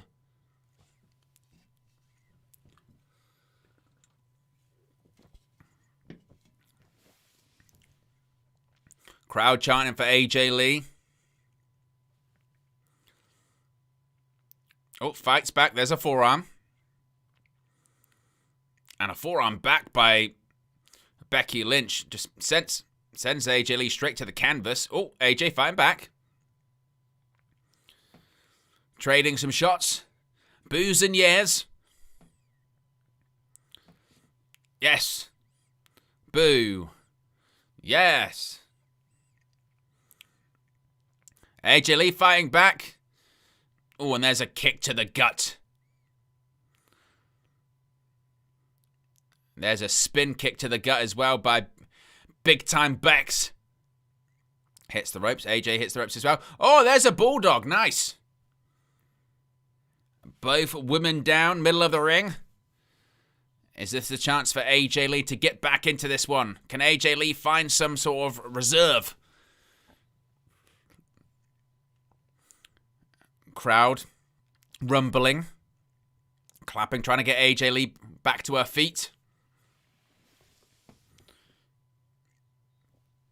Clothesline by AJ. Another one, reverse elbow. Oh, she went for a splash in the corner, miss. Oh, caught the boot. AJ, boots up in the corner. Or should I say Chuck Taylor's up in the corner. Now, tornado DDT. There you go, nice. Lee. Oh, look at that shining wizard. Cover. 2. And Becky kicks out.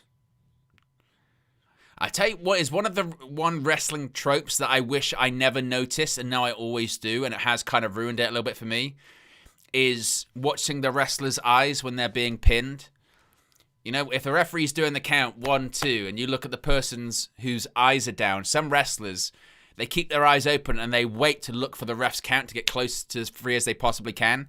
Some wrestlers don't, they just feel it. But, 1, 2, oh, reverse. AJ kicks out. AJ, oh, she went for Black Widow. Oh, version of a showstopper there. 2, oh, kicks out. Big up to everyone who has clicked the like button. We've got over 150 people watching right now, which is great. We're less than 25 likes, 24 to be specific, away from 150 likes. As Becky, oh, here we go. She's taken off that top turnbuckle. Top turnbuckle has been exposed. Referee missed the whole thing. Uh-oh. AJ blocks it. Elbow. Ducks the clothesline. No. Oh, there's a knee.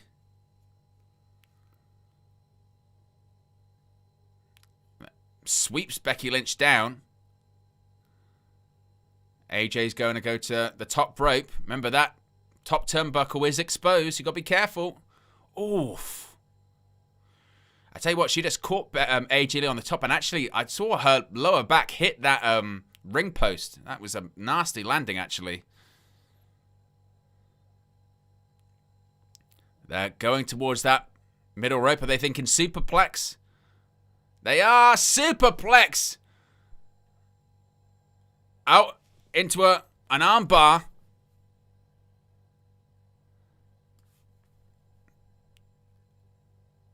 AJ is down, but she's got her hands clasped. No. Oh, there's a kick by AJ Lee. So AJ's down, Becky's down. AJ goes into a cover. 2. Oh, and Becky Lynch kicks out. Survives at 2. So you can see AJ is stuck in serious wind. And Jessica Carr, she's going to put that turnbuckle back on, which probably means we're getting some kind of nefarious means, perhaps. Referee's putting it back on. Oh, we got a ref bump. Ref's gone down. No, she's not. 1. Oh, and a kick. The ref's definitely down now. Ref is definitely down now. Kick to the head. Black Widow. Black Widow's locked in. It's locked in. We're going to get a tap. Becky's tapping. Becky's tapping. There's no referee. There's no referee, though. No ref. AJ thinks she's won. The ref never saw it. So it's the reverse of what's happened to Becky before. Is now Jessica Carr screwing AJ? No, she's just unlucky. AJ Lee has won this match, but no one was there to call it. AJ went to check on the referee. Becky attacks her. So this says to me that Becky's winning. This is our controversy. AJ Lee's already won. But there was no one to call it. So this is how we get our controversy. And now what do we get? Becky. Oof. Throwing AJ into the barricade.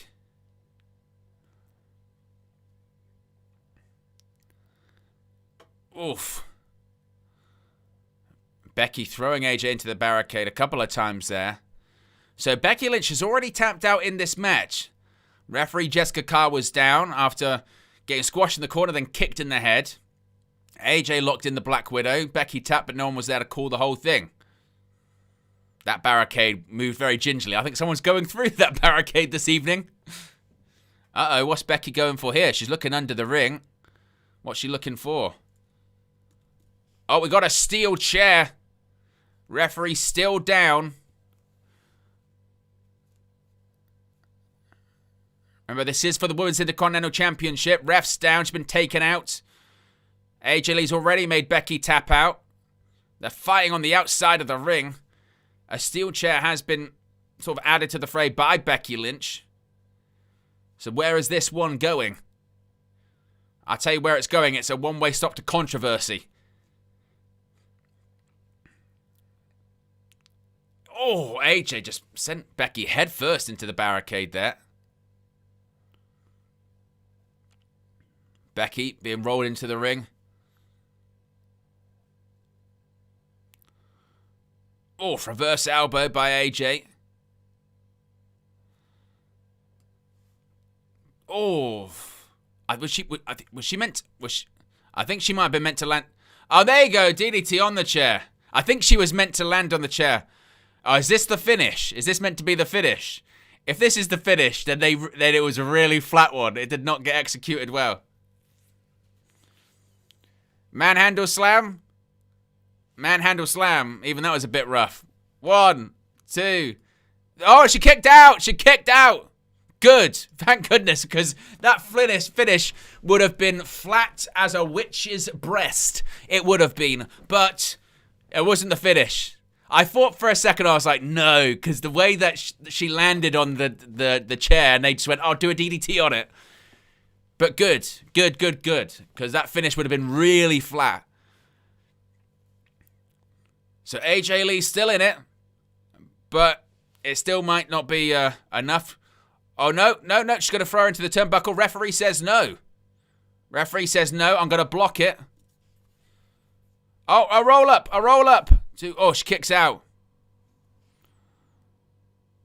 Another manhandle. Oh, no, beautiful counter. Shades of the Rock with Eddie Guerrero. Oh, they fucked it up. Ugh. That sucked. That sucked. What is going on? Oh, no, Becky's got into the turnbuckle. Here we go. Another Black Widow. Is this going to be it? She tapped out for a second time. AJ Lee wins. She is the new Women's Intercontinental Champion. Well, I wasn't sure that she'd win, but she did. Do you know what, actually? For a match that for big portions of it I didn't think was that great, that home stretch, that last 5 minutes was actually pretty damn good. I'm not going to lie. AJ Lee wins, and we've got another babyface win. Let's know your star ratings. How would you rate that? I'd probably give it a 3. I'd probably give it a 3. Like I said, a lot of it wasn't a lot to write home about, but I think actually the false finishes worked really well. Actually, it was a bit clunky. You had they tried to misdirect you with having Becky Lynch tap out with the ref not seeing it, and then they're going into the turnbuckle and the DDT on the chair and all that kind of stuff.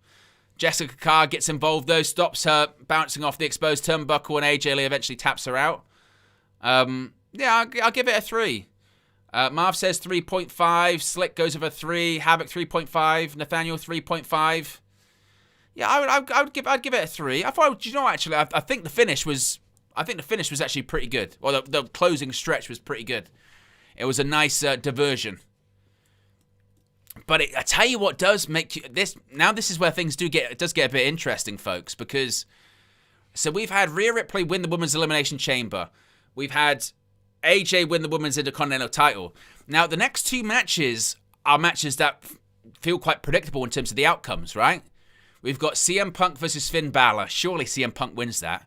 And then with the Chamber, surely Cody wins it. First of all, would that be 4 babyfaces winning all 4 matches tonight? And would they go with the predictable finish of every single one of them? So surely just by an average of numbers, one of those matches has to be going to a bit of a surprise. Surely. So I wonder what. Look, it might just be all the babyfaces win and it's all utterly predictable. And if that's the case, then the matches better be good and deliver. The matches so far have been good. Oh, there's the crate. There's the crate, folks. Here we go. Oh, God. I tell you what, if it is a pizza,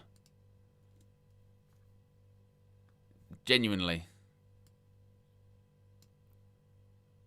I swear to God, if it's a pizza advert, after all of this, if that's what it is. Right, he says he'll handle it from here. Oh, they didn't reveal. They didn't reveal yet.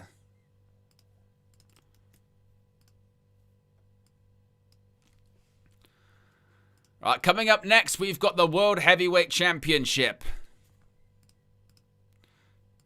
So the world title is up next. Honestly, I thought for a second they were going to have some, like, giant Papa John thing was going to be inside that box. I was like, oh, shit. Right, World Heavyweight title is up next. It's CM Punk defending the title against Finn Balor. I wonder. If you haven't already, click the like button, by the way, folks. We've got close to 200 people watching, actually, which is amazing. So if you haven't already, click the like button. Let's see if we can get to 150 likes. We're only 11 likes away. And if you haven't already, be sure to subscribe. Oh, God. We got another fucking advert. On a premium live event. Fill up the chat with the game's gone. Game's gone. Game's gone. I just can't believe it. Game's gone. Premium live events. Premium adverts. Both in and outside of the actual event itself. We basically just got a Papa John's advert and also now an actual advert. Game's gone. Game's gone. Game's fully gone. Game's gone. Not in my day. In my day, yeah, what it used to be. Yeah, you're right. You're right, Slick. Game's gone. Game's gone. Back in my day, it used to be VHS in the video recorder and click record, go to bed, wake it up in the morning, right? And then fast forward for like 2 or 3 hours, the waiting screen, Sky Box Office waiting screen, and then you press play. Marv, you're right. Game's completely gone. It's game gone. Lawrence says it can't get worse than this, can it? And, well, in terms of the ads, TKO settings, it can. It can. We can get more ads. Of course we can. Yeah, game's gone. Game's fully gone. 7 likes away from 150 likes. We're back in 2 minutes 45 seconds. It's just good grief, good grief. At least with the sort of blurred out middle, you can kind of see we all have to sit through it together, don't we? But if you are just joining us, we're just about to have our 3rd match of the evening.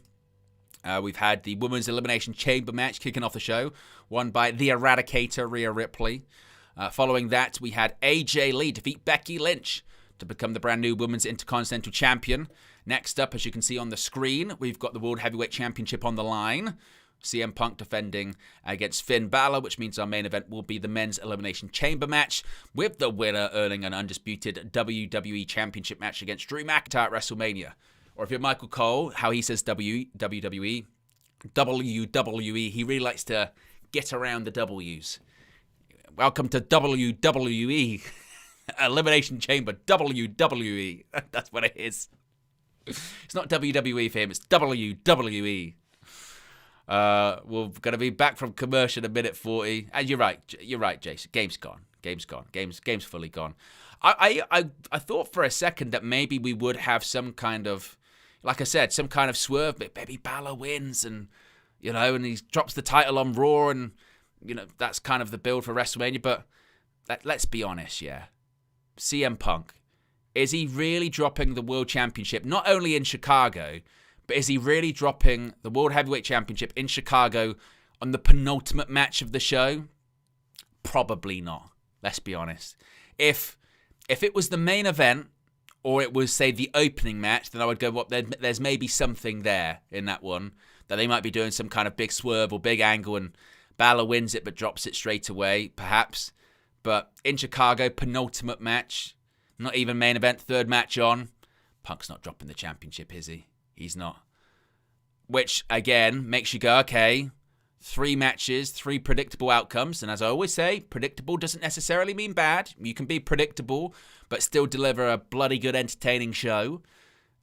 But I don't know if you can go 4 for 4 and everyone just being like the odds-on favourite to win. Maybe the swerve is, as I've touched on previously, it is like a Randy Orton wins it or someone else wins it and they actually do go towards a multi-man match for the WWE title at WrestleMania. I think that might be the direction that they go in, which is good because I don't want to see Drew McIntyre versus Cody Rhodes in the singles again. We've seen it so many times. That's not WrestleMania main event worthy. If he went with a 5-pack, 6-pack challenge, fuck it, throw some chaos in there. Why not? Make it interesting. Do something.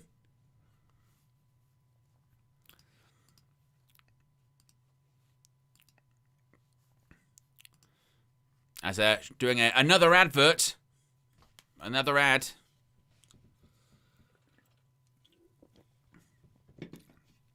Lawrence says, Masked Man interference in the chamber. I think so. Maybe even a reveal this evening. Because maybe that's what Friday was all about. Was trying to throw us off that, oh, WWE, they've given up on this story. It was some random bloke who just so happened to be trained at Seth Rollins' training school. So maybe, Rollins gets involved with Logan Paul. Maybe Logan Paul's in the final 2. Rollins gets involved in the big exciting reveal. Seth Rollins is back in Chicago, a place where he would usually get booed. Maybe that's the finish. Big up to everyone that's clicked the like button. We hit 150 likes, which is fantastic. Really appreciate everyone that's got involved so far. We're halfway through the show. 2 matches still to go. A World Title match and an Elimination Chamber match still on the horizon. And a reminder, we will be live straight after this with a post-show. And here comes Finn Balor. Thank goodness he has his old theme song back. Like many WWE superstars, their old theme is their best theme.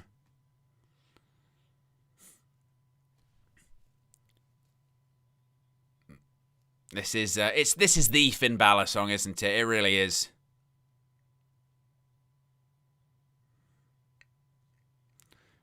Finn Balor versus CM Punk at the United Center. Who would have thought this would have been possible 5 years ago or a decade ago? Imagine telling Finn Balor that when he signed with WWE. Oh yeah, you'll be facing CM Punk for the World Heavyweight Championship at the United Center in Chicago.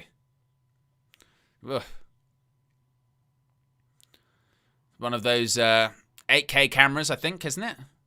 That they're using right there.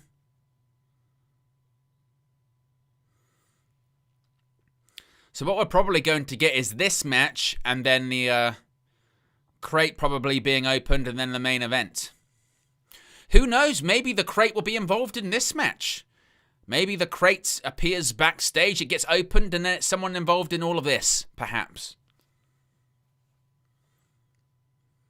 What I think would be funny, actually, would be if they open the crate, and whoever's in there is just passed out, and they go, oh shit, we should have put some air holes in there. Damn. They go, oh, we forgot to air it. It was, I don't know, it was Chris Jericho, but he's passed out. He's in a coma. Why? Well, we didn't put it. It's been a few weeks. It's been in the mail. That got delivered from Canada. Someone forgot to put any. They can't breathe in there. That's what I would do. Open up first and go, ugh, ugh. That's what it should be.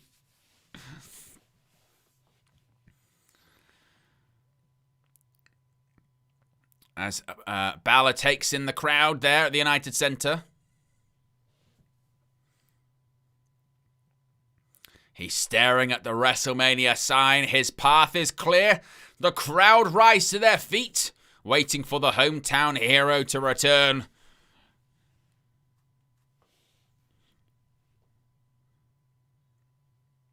Havoc, enough of the lemon talk, right? It makes me upset. No lemons in the chat. No lemons. How dare you? How dare you?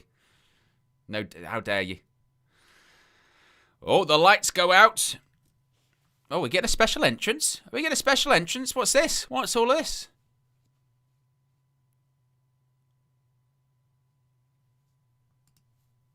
Oh, we're getting the Chicago Bulls theme, are we? Is that what we're getting? I think we are. Yes, we are. Yes. Here we go. I mean, it's appropriate. It is the United Center, isn't it? Hey, this will get you hyped.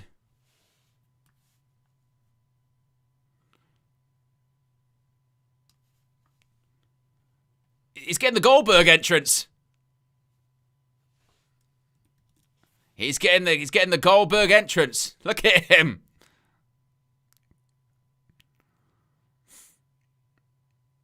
And look, his titles are all hanging from the ceiling. Yep, he is getting a Chicago Bulls entrance.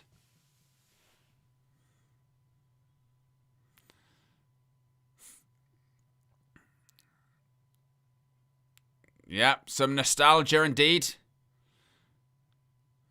It's even by the PA announcer in the Chicago Center in the United Center. And on the back of Punk's jacket, he's got Larry. Larry forever. R.I.P. Larry.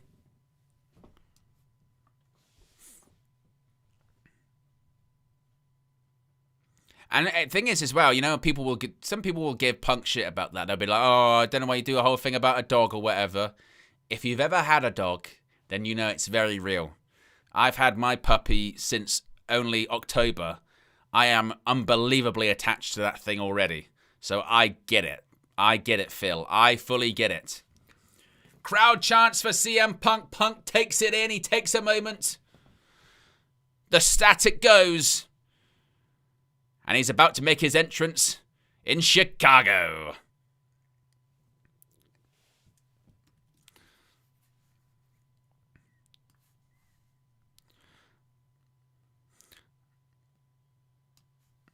On his knees in the in the United Center.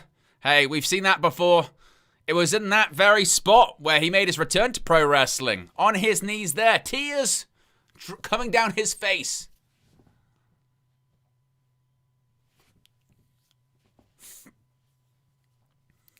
Oh, cult of personality. It's just a banger, isn't it? It just is. I prefer the original version, but I understand this remastered version is actually because it benefits the band better. All the royalties go to the band instead of the record company. Fair play. Punk kisses the ground that he walks on. It's hallowed turf. Points to his watch. I believe it's clobbering time. Neon lights, Nobel Prize.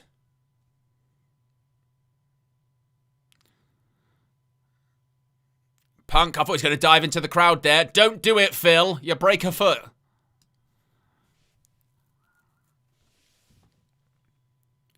Oh, he kind of did for a second. I thought he did dive into the crowd. Don't do it. You learn your lesson, brother.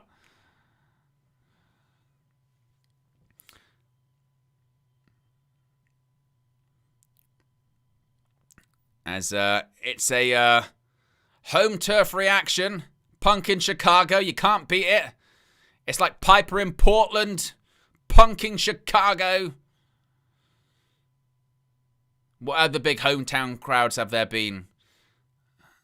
Edge in Toronto. That was one.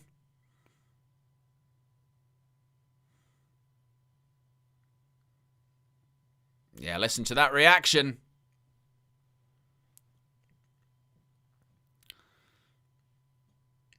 I mean, he's really trying to get that crowd up and going. He's trying to utilize that home turf advantage.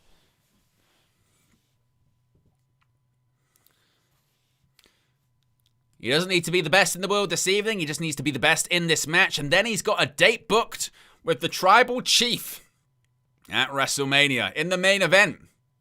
A real WrestleMania main event. Last year there was a discussion of, well, yeah, the main event on night one. Is that really the main event of WrestleMania? You know, what closes the show on the Sunday, that's the true main event. Well, maybe he's going to get that true main event this year against Roman Reigns, night 2 in Las Vegas, Nevada. Not only is he going to be in the main event, he's going to be defending the world title, going in there as the champ against the head of the table. But got to get through Balor first. Got to win in Chicago first. He's done it before, but can he do it again?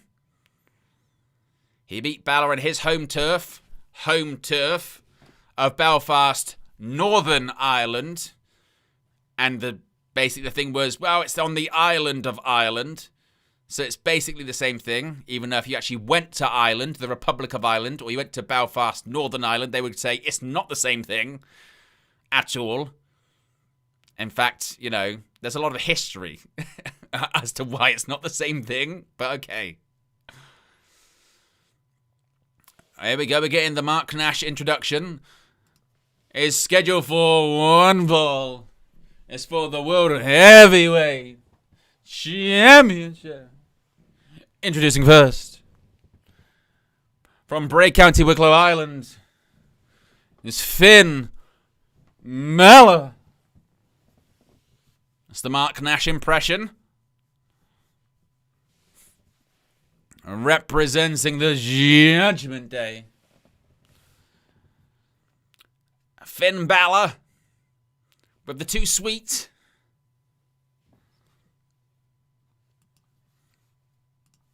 And the champion. That world title looks a bit too big for Punk, doesn't it? It's a little bit too big. But there is something kind of right about Punk having the world title.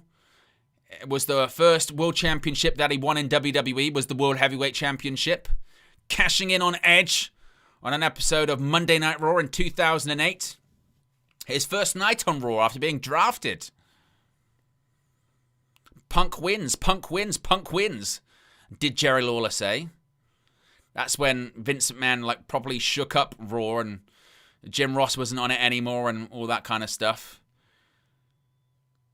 I remember that Raw, the first few weeks of that. It was a strange watch. Meanwhile, SmackDown was actually pretty good in 2008.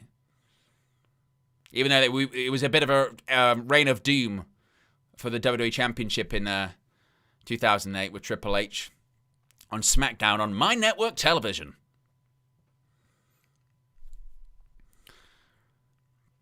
The bell rings, we are underway. World Heavyweight Championship on the line. CM Punk, the hometown hero, the defending champion, defending in Chicago.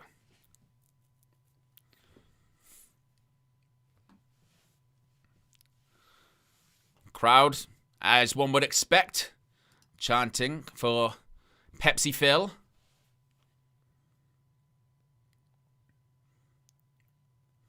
I think this is also a situation really as well where it's like, who can Punk work on the road to WrestleMania that we know he's going to be as safe as possible with? Who is the safest pair of hands to put him with so that nothing funny happens between now and WrestleMania? And the answer is Finn Balor, isn't it?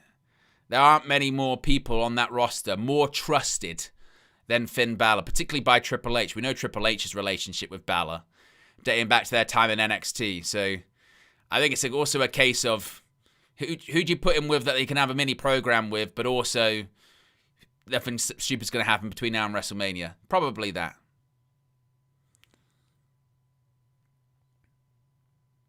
And a full Nelson by Finn Balor in on CM Punk here. Roll through. Balor kicks out. Side headlock by CM Punk to Finn Balor.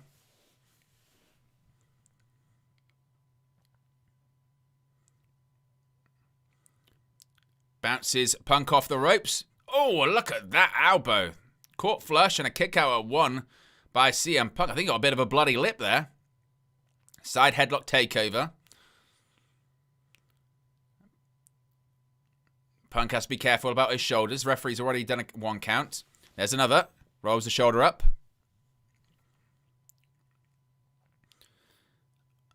Punk wearing the colours of his beloved Black Hawks. Punk trying to get for leverage. He doesn't have sort of longer hair to utilise. So he goes into a pin combination, but Balor uses leverage to go back over into that side headlock. Not breaking the grip. Michael Cole talking about how quiet it is in the United Center. Because he's not allowing the crowd to get into the match. No, that's just how it kind of goes with WWE crowds nowadays. They tend to be on the quieter side. Nice kick by CM Punk. That will wake up Finn Balor. A heel kick to the face, to the jaw. There you go. There's a backbreaker by the World Heavyweight Champion.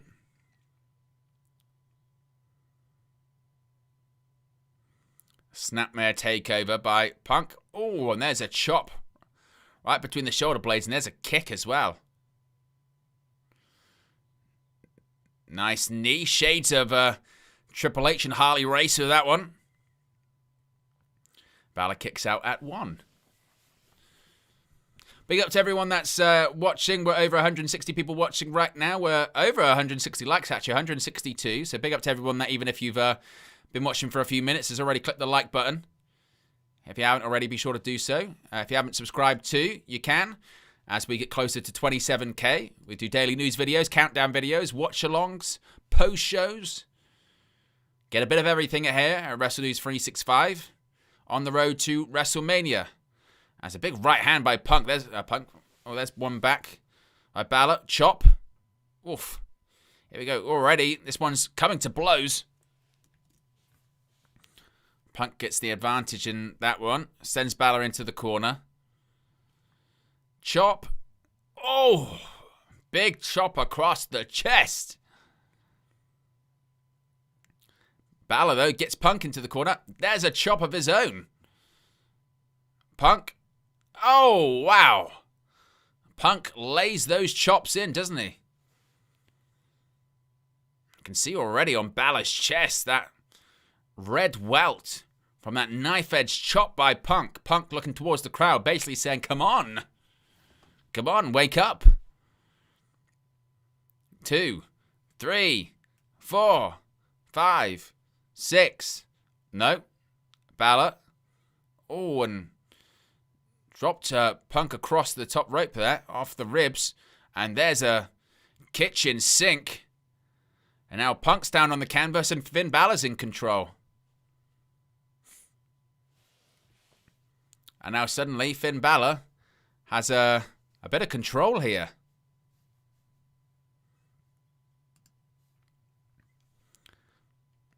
A stomp on the chest by Finn Balor. There's another one. Using the rope as a springboard. Of course, he's trying to weaken up that midsection, as Michael Cole said, for the coup de grace. We've got some dueling chants in the United Center, a bit surprising. It's largely CM Punk, but there's a pocket of fans going, let's go Balor. And now Balor just taking these shots at Punk's midsection. Of course, Punk's sporting that new tattoo he got towards the end of last year. He's got Larry's paw prints on his chest, which I think is a pretty awesome tattoo.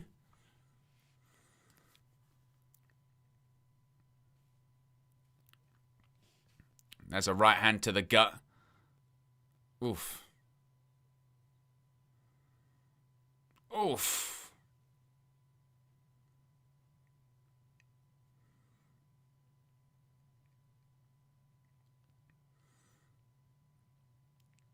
Oh, what a big chop.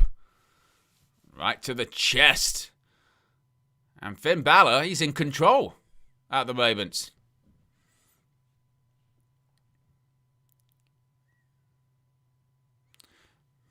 Hey, Michael Cole just with a Chris Jericho reference.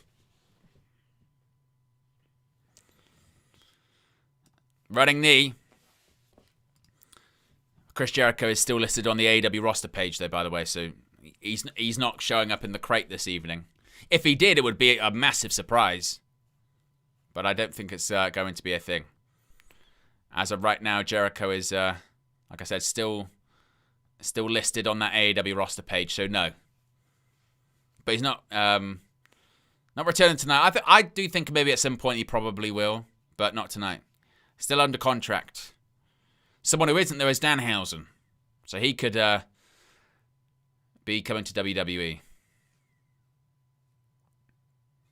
But it also would be very Chris Jericho for the way he returns is in a giant crate. He's been known for dramatic returns, hasn't he? Crowd trying to rally for Punk. There's a hip toss. Oh, he's going for a sharpshooter. Balor just kicks him into the ropes. Oh, double clothesline. Both men down.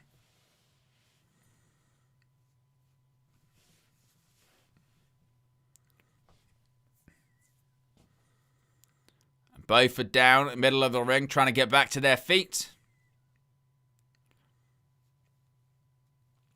Havoc says, I feel like if Danhausen comes out the crate, some people won't know him. In Chicago, they will. He's, obviously, he's friends with Punk. He's well known. Chicago's a smart crowd, so they'll know.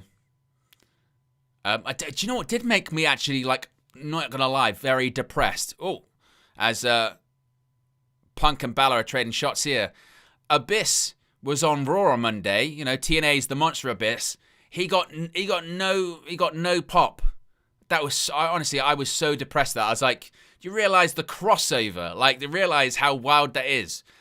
The Monster Abyss on Monday Night Raw, and I got no reaction. I was like, oh.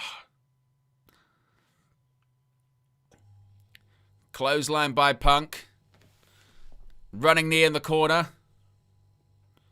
There's your DDT, excuse me, Bulldog.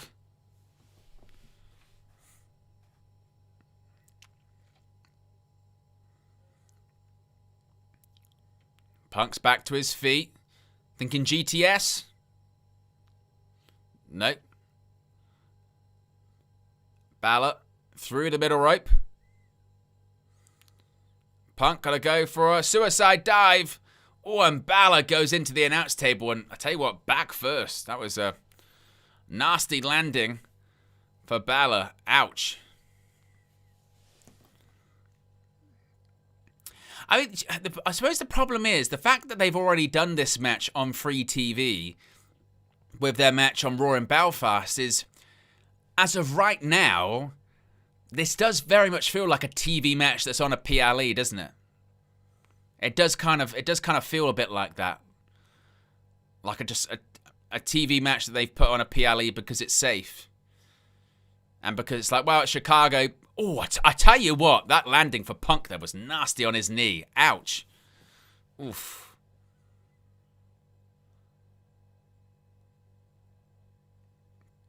The question is, do we get a Roman Reigns appearance tonight? Punk maybe thinking this is the end. He's signaling maybe going to go for a GTS. GTS up on the shoulders. Balor floats down. There you go. There's an Eye of the Hurricane. 1, 2. And CM Punk kicks out at 2.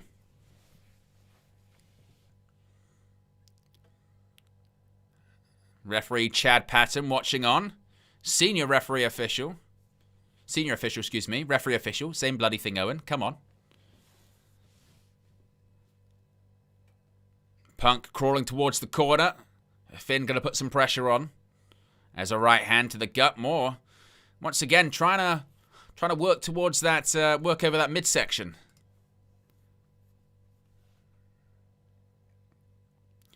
As he sets up his coup de grace finish. Irish whip reversed. Oh, another reverse. Float over. Oh, up onto the shoulder. GTS.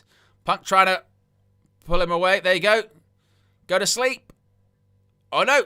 Inside cradle. Inside cradle. Oh, kick out. Punk rolling through. There's the swinging net breaker. A vintage Punk. And there's a kick out by Balor. Tell you what, Punk, he looks like he's got some kind of sort of graze or cut, sort of just in between his eyebrows there.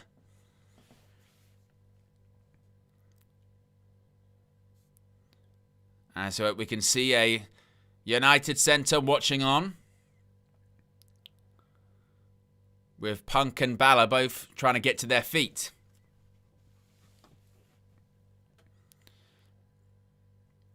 Punk maybe thinking again, sharpshooter. Oh, he got kicked right in the jaw. Ouch. I thought he spat out a tooth there for a second. Holy cow.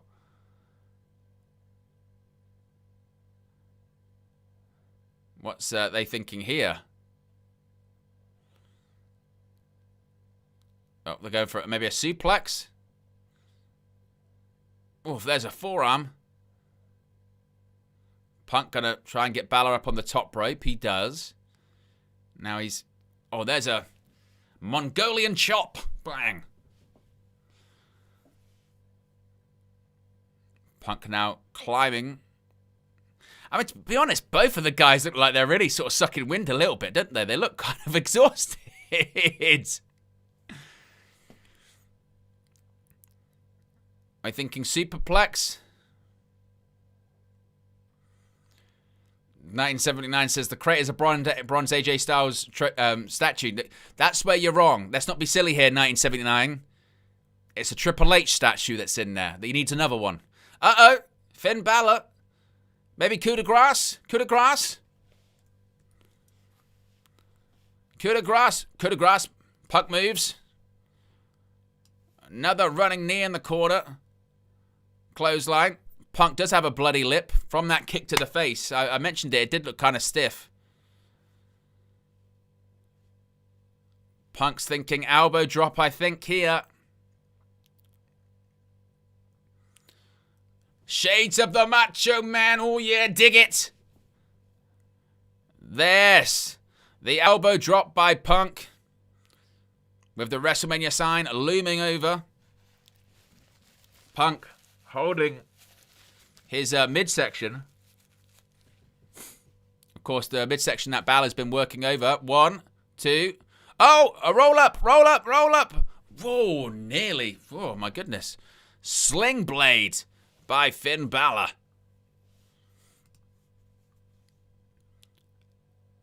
Balor's maybe thinking that sort of shotgun drop kick. Punk's in a dangerous position here.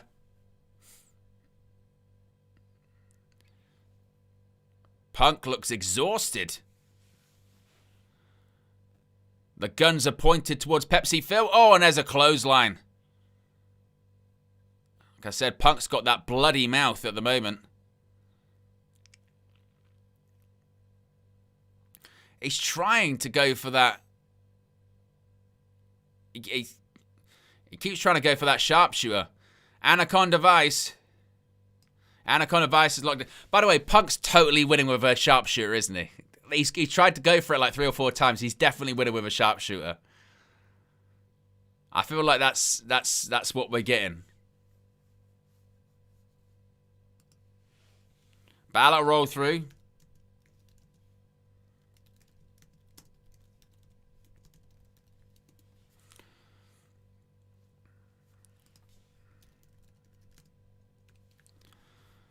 Look at these elbows. Elbows by Finn Balor. What's he going for here? There you go. Of course, it was at the United Center that Bret Hart defeated his brother, Owen Hart, in a cage at SummerSlam in '94. Balor, coup de grace. He hits it. Surely not. Surely not. Cover. 1, 2. Oh, he kicks out. He kicks out of the coup de grace.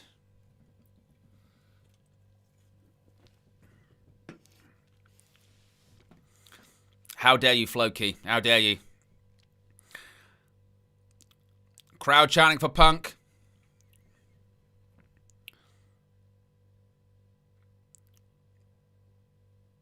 WWE, they love flicking around with their lighting, don't they? Oh, Balor. Oh, he's thinking about whether the the Judgment Day are going to help him or not. In fact, Balor's saying, no, I'm going to do it by myself. Picks Punk back up. Uh-oh. Oh, he counters in. Look at that beautiful GTS. Oh, and Balor rolls to the outside of the ring. He got hit with the kill shot, but goes to the outside.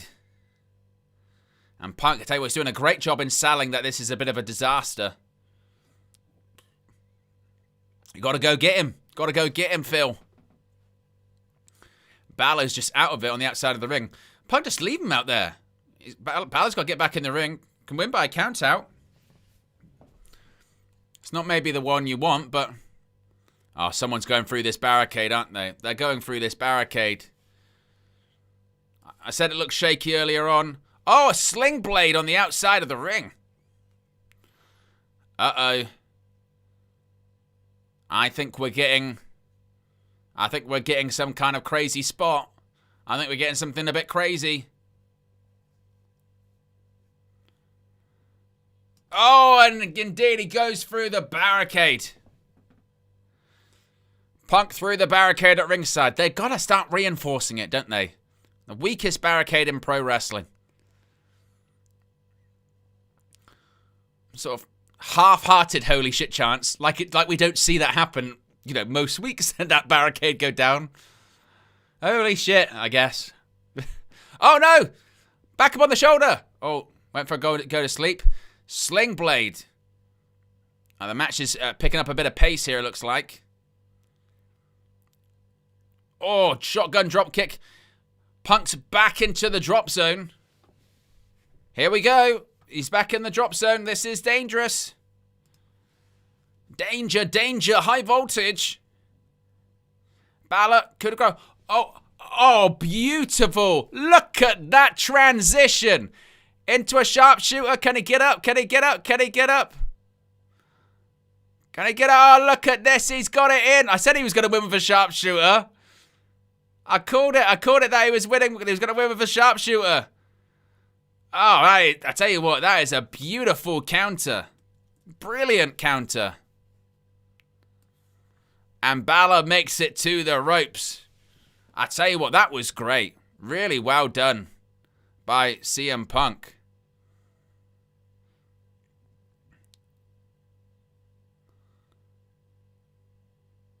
He's going to go for the sharpshooter again. Oof. Balor kicks to the face.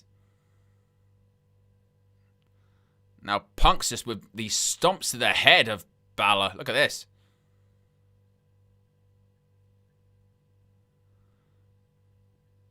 Oh, Punk just with these just kicks to the head.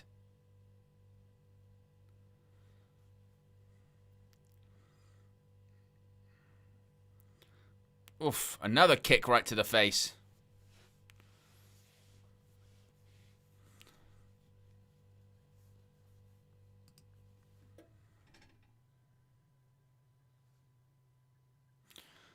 And there you go. Go to sleep. That'll be it. That will be it. 1, 2, 3. Well, I'm not really sure what that finish was. By the way, what was that finish? That finish was very, very flat. Basically, the finish was he stomped on his head a couple of times and then hit the GTS. So CM Punk wins. The match itself, it was again fine. I'd probably give it another 3 stars maybe. Nothing to write home about. Predictable finish. I agree. King of the Indies should have ended on the sharpshooter. If it ended on the sharpshooter, it would have got a bigger pop. I don't really know why they decided to have. What was the point of that as the finish? Just okay. I'm gonna stamp on your head a couple of times. GTS 1, 2, 3. Very flat. Very, very flat finish. Much better finish would have been counter the coup de grace into the sharpshooter, tap out. So yeah, I'll give it a 3. Balor hit the coup de grace, and then obviously Punk kicked out. Hopefully they'll show the into the. Well, this was Punk hitting the GTS, but of course Balor goes to the outside of the ring. Chris gives it 3 stars. Nathaniel gives it 3-ish.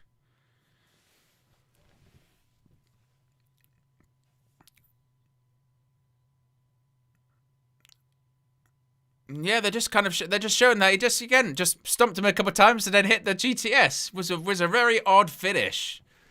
I think the finish should have just been the sharpshooter, in all honesty. But either way, Punk wins. So Punk heads to WrestleMania. So far we've got 3 matches, 3 pretty predictable winners, 3 babyface wins. Oh, there you go. Punk is pointing to the sky. Finn Balor facing off a Punk again. You gonna shake your hand this time?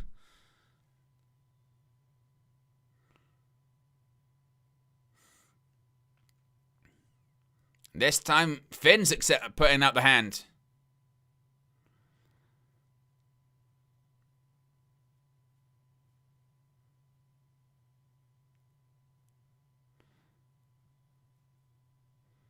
They're taking their time. There you go. And they shake hands.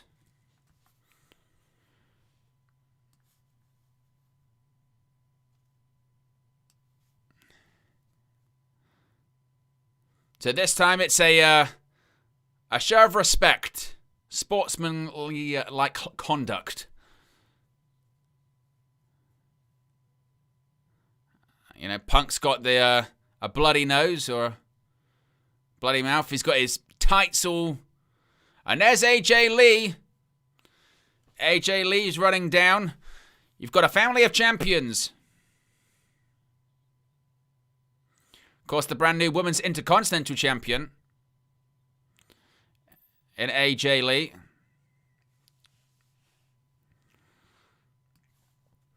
It used to be Rollins and Becky with all the gold. Now it's AJ and Punk.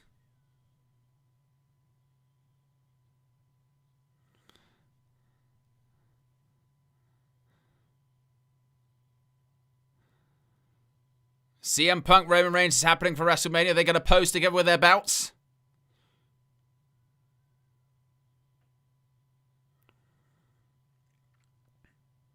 And of course it means we've only got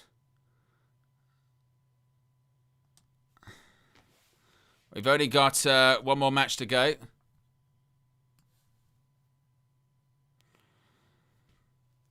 And yes, of course, it's... God, right, I tell you what, Punk, your hair in that graphic looks dreadful. Why is CM Punk going with the Vince McMahon pompadour at this stage in his life? Phil, shave it for goodness sake. I don't know, I'm a fine one to talk with that, but bloody hell. So it means we've got one more match left remaining. It is the main event for the who's going to be challenging Drew McIntyre at WrestleMania.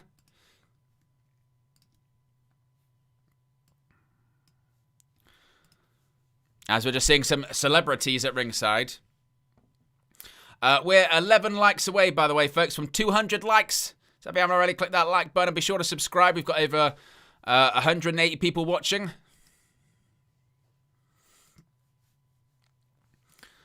So we're about to have what is going to be our main event. And a reminder, folks, 3 matches so far, 3 babyface wins, 3 predictable wins.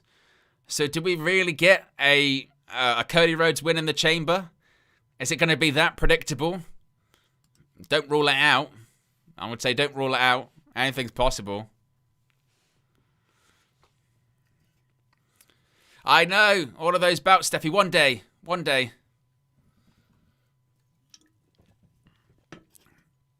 As we're seeing a replay of Rhea Ripley winning the Women's Elimination Chamber earlier on this evening. I mean, realistically as well, and they see the match graphic for Jade Cargill versus Rhea Ripley at WrestleMania. Realistically as well, how long do Elimination Chamber matches go on for? About 30 minutes? 35 minutes? 40 minutes? Something like that? Oh, they've got a rally towel. Courtesy of 2K. Yeah, this PLE is not going to really go for that long, I don't think, to be honest. It started at midnight. We're 2 hours in. Oh, about 30 minutes? 40. Well, probably about 40 minutes. So we've probably got about 45 minutes left, something like that, I think, maybe. 5 likes away from 200. As we're just seeing that Backlash is coming to Tampa. That's true, Nathaniel. We've got to open the crate. So we're probably still going to get an hour, let's be honest. Probably going to get an hour. We'll get the crate. We've got the crate. We'll get entrances. Mask guy, yeah.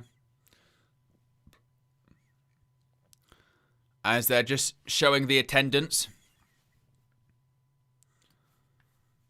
They're saying 19,346 is what they're saying. So there you go.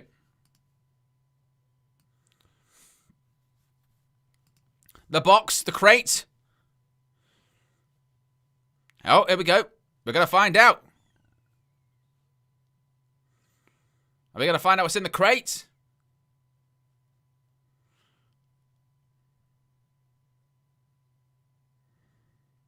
Here we go. There we go. Right, the general manager's the next to the crate. Here we go. We're prying open. They're prying it open, and it is. Is that a casket? It's a coffin. Well, who's in it? Is it the Undertaker? What the hell? It's opening. There's some. It's opened. So who is it? There's a curtain. There's a laugh. It's Danhausen. Yeah, it's Danhausen. Oh no, you are cursed. Very nice, very evil. It is. It's Danhausen. Good grief.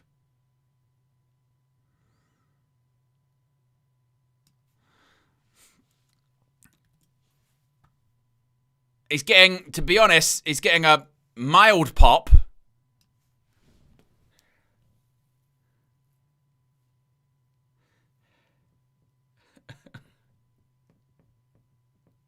What the fuck is his entrance theme?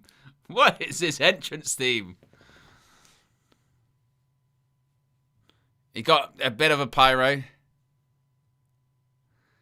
I tell you what, the crowd is not really... The crowd is not... I tell you what, you know I said earlier they'll know who he is? I think I was wrong. They don't know who he is.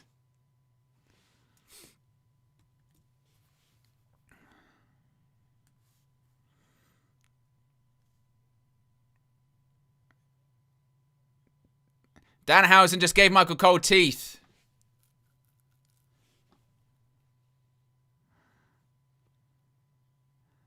Look, the crowd don't know what to do. They are literally like completely flat.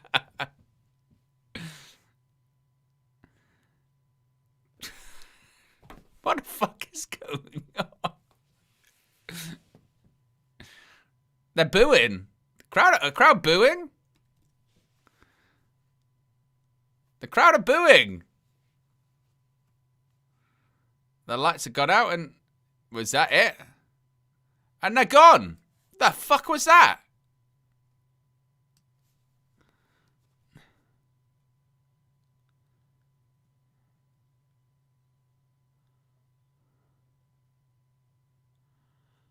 Now Michael Cole's got teeth. The crowd...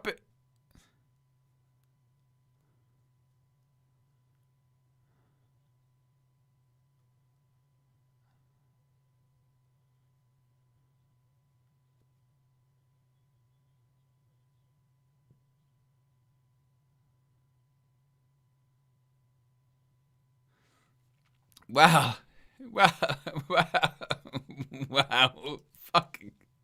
Well, Danhausen was released out of the crate, which, like, in all intents and purposes, Like, that's not the worst thing in the world. Like, Danhausen, the crate makes sense when it comes to his character and what have you. The only problem is that the crowd didn't know. And maybe they thought what I thought earlier on. Like, they go, Chicago, the crowd would know who he was. But, like, a lot of people didn't know who he was. And to be honest, it actually fell really flat. Really, really flat. And that's a shame, because I'm actually a bit of a Danhausen fan. But, I don't think that worked. I don't think that worked at all. I think WWE gambled on the fact that it was in Chicago, United Center. He's Punk's friend. He's well known in the area. But they just were really flat. And maybe you're right, King. Maybe they did know. Maybe they went, like, we know it's Danhausen, but I wanted a bit more than that. I don't really care. Yeah, that is... Yeah, I mean, look, it can still... That can be... His WWE career isn't going to be determined off one night. I think his WWE career is going to be, I think they're hoping he might be your next R-Truth. He's going to be a comedy guy. He's going to sell masks, sell face paint, sell action figures, and all that kind of stuff. But yeah, that was very flat, very, very flat. Thrive was kind of it's true, isn't it? What did Jim Cornette say? If you come out of box, you're instantly over. Yeah, it's not true, is it?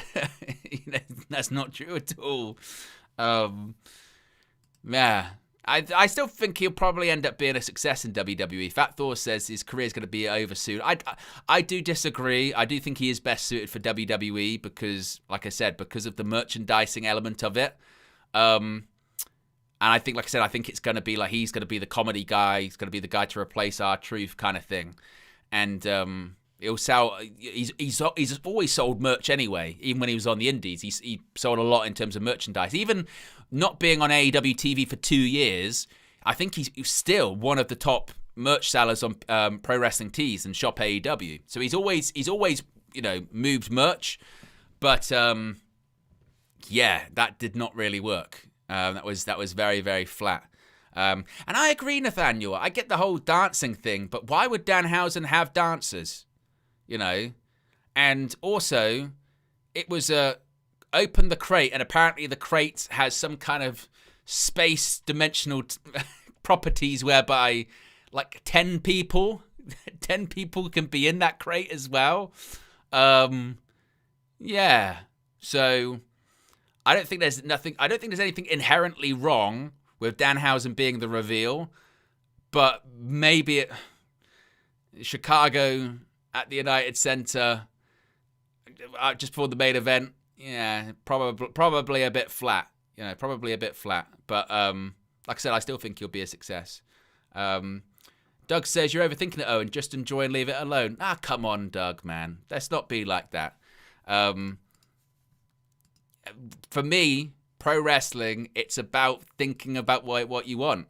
I'm never of the mindset. I really dislike that mindset of, well, if you don't like it, leave it alone. All right, then I'll turn the stream off.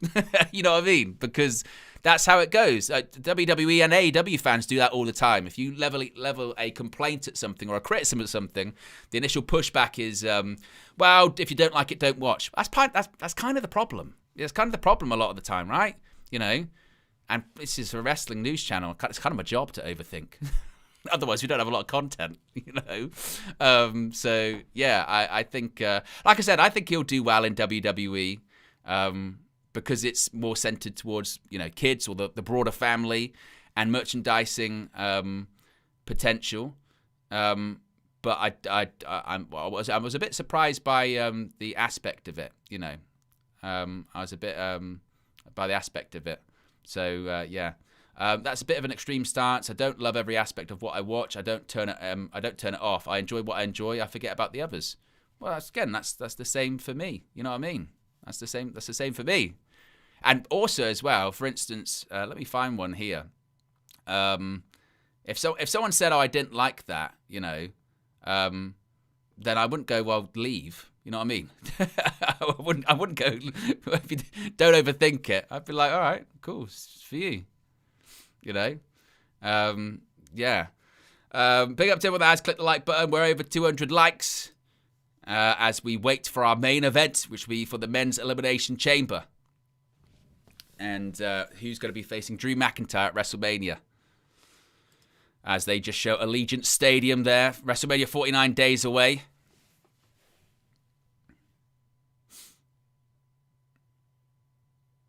But you know what is, what is kind of wild, isn't it? Is that it's like the Mr. Iguana thing. Mr. Iguana, they obviously with his popularity in AAA, it was like he's going to be on the main roster and he's going to sell merch. We haven't really seen him that much. And when he did show up in the Rumble, he didn't get much of a reaction. Although, what I will say in defense of Danhausen, with the reaction that he got, for a Chicago crowd at the United Center, I'm not going to lie, this crowd has been really flat tonight. Really, really flat this evening. Like that, the whole point of, the big thing with Chicago crowds, isn't it? Is Chicago crowds, they're smart fans, they're loud. Money in the Bank 2011, hostile atmosphere. And they've been really flat this evening. Maybe it's because of what they're watching. Maybe that's part of it. I don't know. But hopefully we'll get to our main event eventually. Since the end of the Punk match, it's been like 15 minutes.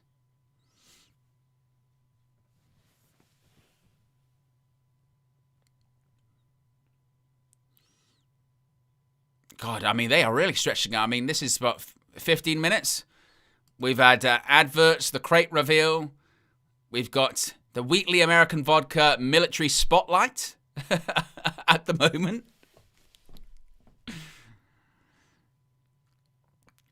My word. And to be honest, I think that this is kind of the danger here.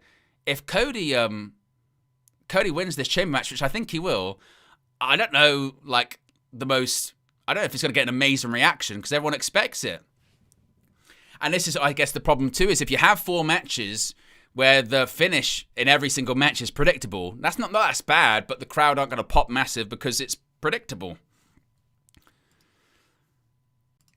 Right, we go to our main event, the Men's Elimination Chamber. As the structure lowers.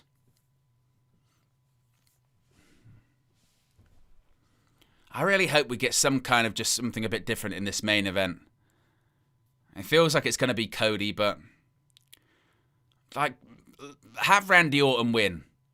Or have Randy Orton turn heel. Or, I mentioned this before, do something like fucking The Rock shows up and this time Cody does sell his soul. Something a bit of to talk about, who's entering first? It's Trick Willie. Those hot lemon pepper steppers. I need Booker T, his remix. Whoop that trick. This man is a star. He's got charisma, he's got personality, he can talk.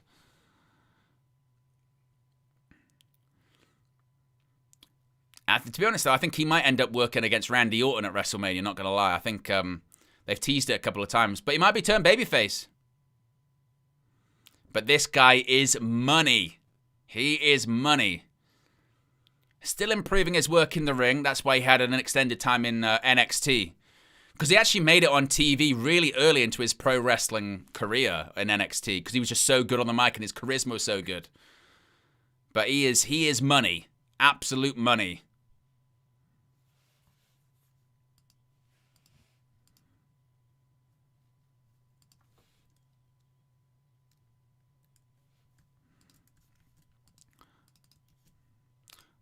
Whoop that trick. Yes, that's right.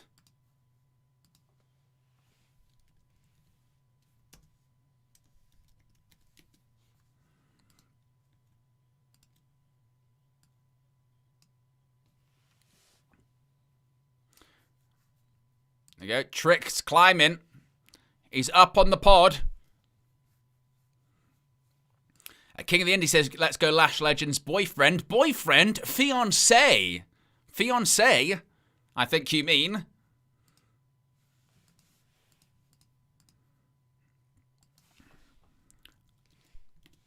I would love for Trick. Maybe Trick wins like Money in the Bank this year. Maybe Trick would be a good Money in the Bank winner, I think.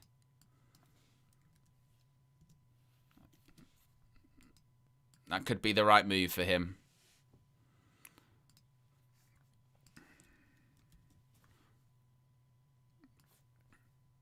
Listen to that reaction. And again, this is how the importance of having a good entrance theme. Yeah? Entrance theme. It's important. That's how you connect with an audience. Shitty theme is a handicap from the start. Entrance is important. So you've got to have good music. That's why, you would think WWE would realize that.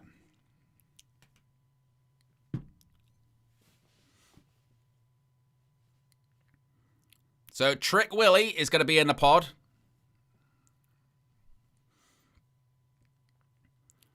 As the crowd chants, whoop that trick.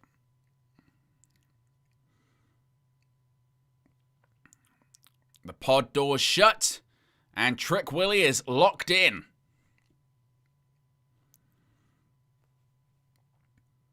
Who's going to be next? It's the megastar. It's LA Knight. Snap into a Slim Jim because LA Knight's about to make his entrance. There he is. There is the megastar. Once again, good entrance music matters. The LA Knight riff, it's important.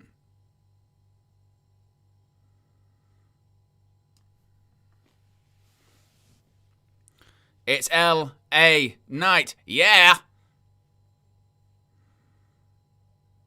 Michael Cole's calling him the sentimental favourite. I mean, there's a rumour, isn't there, that L.A. Knight's going to be working Brock Lesnar at WrestleMania, and I just honestly don't see the point in that. I really don't. Brock Lesnar versus LA Knight does absolutely nothing for me for WrestleMania. Not at all. Because I think LA Knight would lose, and I don't really see the point of that.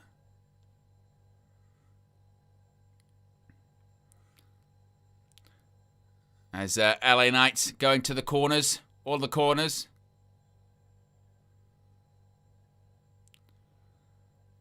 Look at LA Knight, he's climbing the structure as well. Everyone's climbing.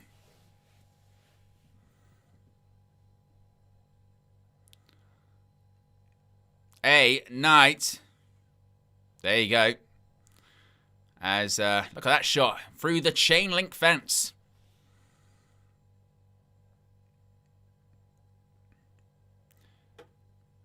As the crowd in Chicago, with their phones in the air, taking pictures of the megastar.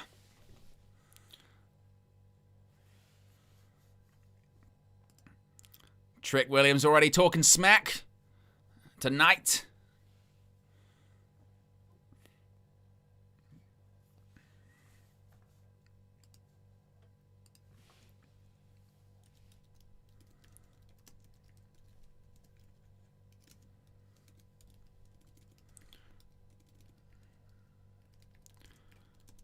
As WWE are doing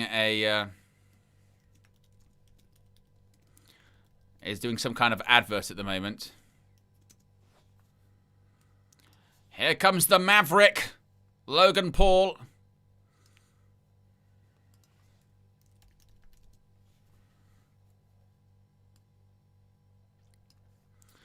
He's accompanied by Paul Heyman and Austin Theory. I mean, what's left of the Vision at this point? I mean, there's only a couple of people left, isn't there? Bron Breakker's injured. He's got a hernia. He's had surgery. Bronson Reed, he's tore his bicep. He's had surgery. Seth Rollins was injured. He had surgery. So you've got like 2 members of the Vision out of an injury. 3 if you include the original member in Rollins. I say they just scrap the faction. It's not worked out, has it? It's been snake bit. It wasn't really working anyway. And now this feels like the universe's way to try and tell WWE, like, it's not worked. Like, it just hasn't worked. This was WWE's big plan coming out of last year's WrestleMania. Seth Rollins wins, Alliance of Heyman next night on Raw. Bron Breakker joins. You know, eventually Bronson Reed joins and this, that, and the other. But let's be honest, yeah. It's not worked out. It's been a disaster. It has been a disaster.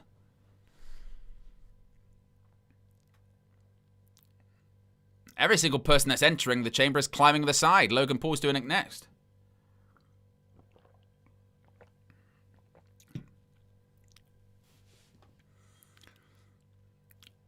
So Logan talking some smack to people he's got history with. He's got history of LA Knight.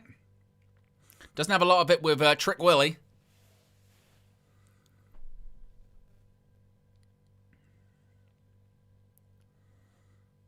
So Logan Paul's going to be going into a pod.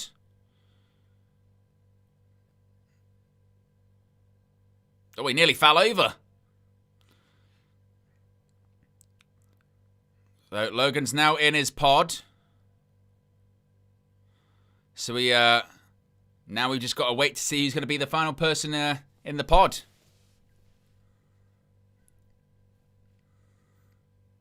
It's the Viper. Randall Keith Orton is the final person in the pod.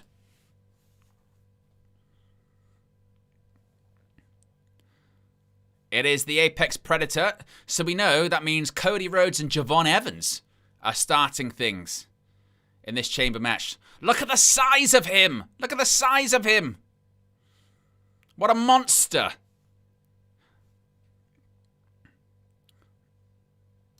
Okay, he looks very composed, doesn't he? Very stoic. Entering his 10th Elimination Chamber. The Chicago crowd actually waking up a little bit.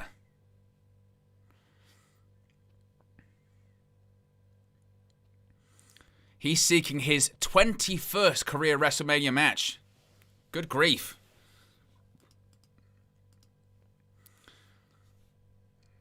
I hear voices in my head. They talk to me.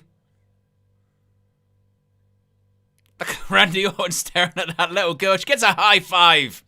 What a moment.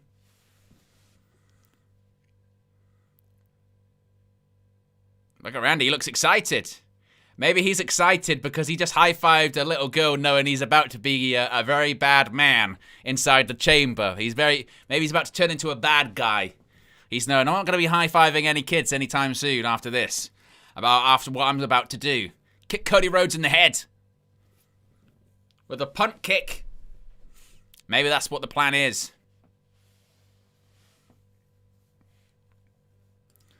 Yes, the Viper.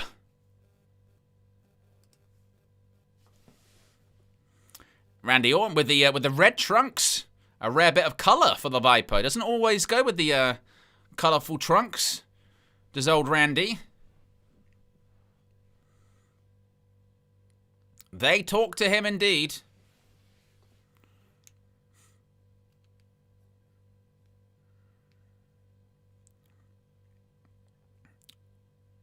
Randy, look at this.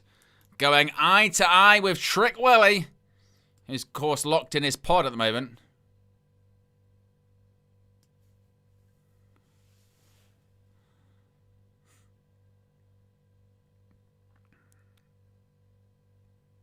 Orton going to do what Orton does best, and that's take his time with his entrance.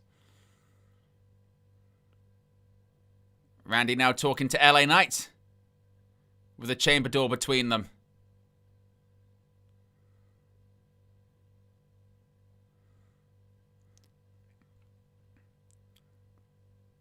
Look, Logan Paul's.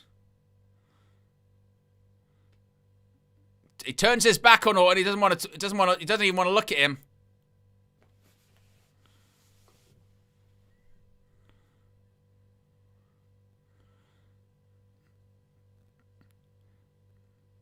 He's gonna.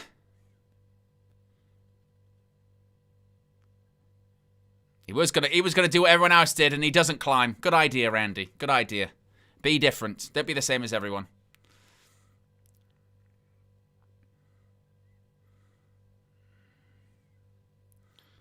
There you go. There's the Randy Orton pose.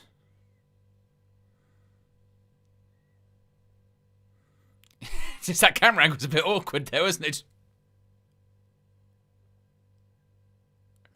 was just kind of there. Look at that. He's got his family behind him as well, behind his pod. It's not a bad spot to be in, is it? Get to be at work, get to be in the pod, and you get to have your family right behind you as well. Lovely stuff.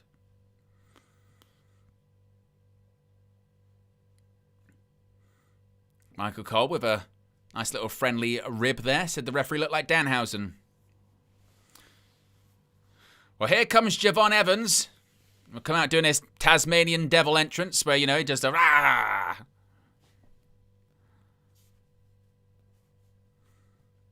And there he is. He says he's nervous. He's the young OG. Do you know what? Javon Evans makes me feel like I'm not achieving anything in life. You know what I mean? He's one of those people that is doing already so much so early in his, not just his career, his life. I mean, the guy is 21 years old. He's 21 years old. And he is in the main event of Elimination Chamber. In an Elimination Chamber match. 21. Unbelievable.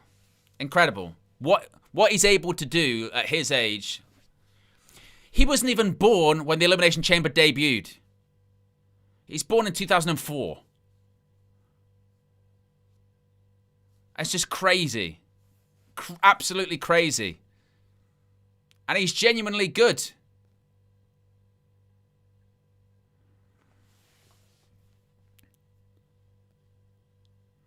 Okay, the India says 21, I was in uni. Fat Thor says I was in the army at 21. What was I doing at 21?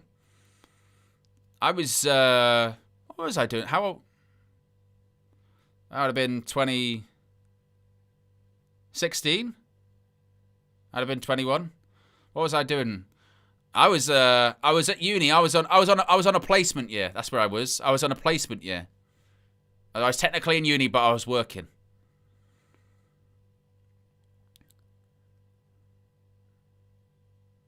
And look at him staring at the camera.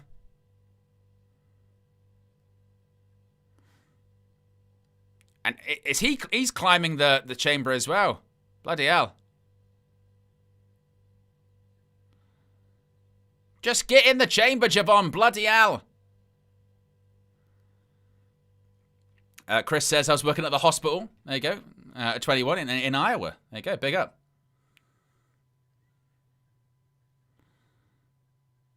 You gotta be careful, Javon, because the longer you stay on the outside of the chamber, the longer someone will take your spot. Remember Edge and Kofi Kingston back in 2009.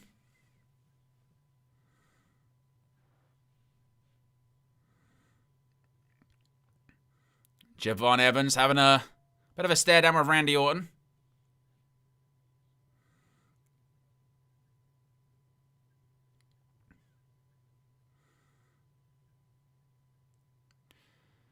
Whoever said it earlier on, by the way, was so true. You know, I said about, I wonder how long's left on this PLE. Because it was 2 o'clock at the time. It was 2 p.m. then. That was 30 minutes ago. We still haven't started the match. We still haven't started the match. That was like 30 minutes ago that I was like, well, we got one match left. We'll wonder how long that will be. You know, maybe about 45 minutes. 30 minutes later, match hasn't started yet. We've had ads. We've had entrances. You know, WWE, they are the master. The unrivaled master at stretching out time. Like, they are the kings at stretching out time.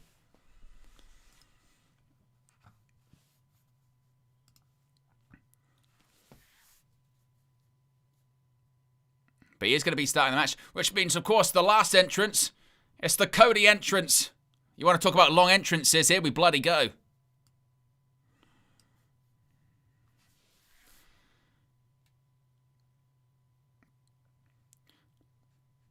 All right, Cody's making his entrance. Entrances have been so long, I forgot about who's going to actually win the match. There is Cody. So do we get 4 predictable babyface wins? Or does WWE and Triple H have a curveball for us?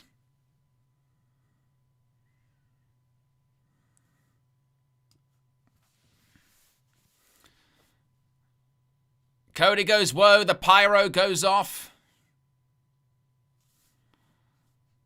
Like I said, it's a Cody entrance. That means pyro and time. Gotta get the pyro in, brother.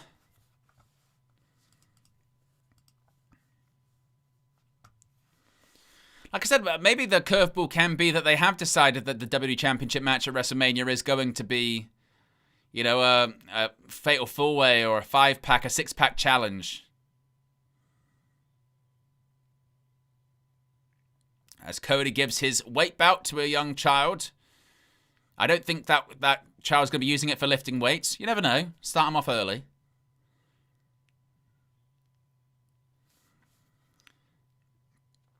All right, the question is Cody going to win this thing? They've already described it as Cody's last chance. That's what they've said. It's Cody's last chance. If that's what they're billing it up as, then that means he's probably going to win.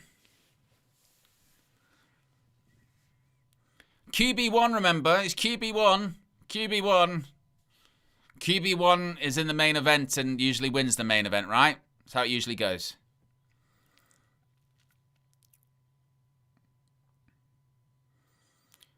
Cody, of course, with his tights above his belly button, because he's Shawn Michaels in the mid-90s.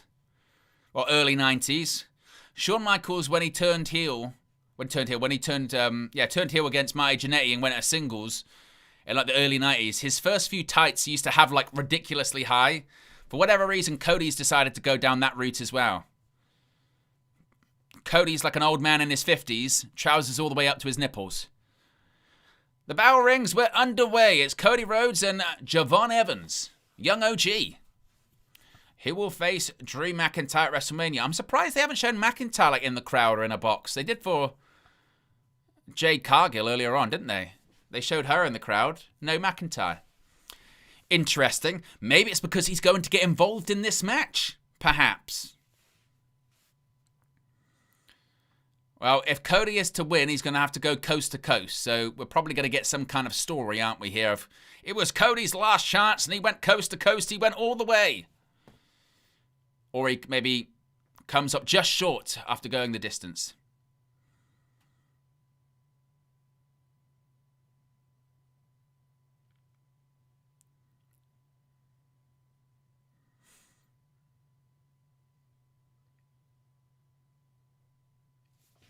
Cover, kicks out.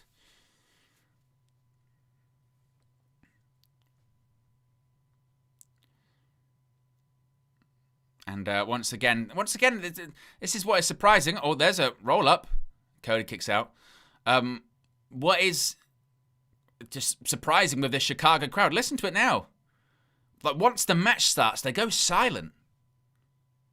It was the same in Punk's match. It was definitely the same during that Danhausen debut. Oh, nice flip there by Javon Evans. For a Chicago crowd, they are definitely on the quiet side. And there's a nice Hurricane Rana by Javon Evans. Uh-oh. Bounce. See, there's the young OG with another Hurricane Rana. Oh, there's a running knee by Evans there as well. There's your cover. And Cody kicks out at 2.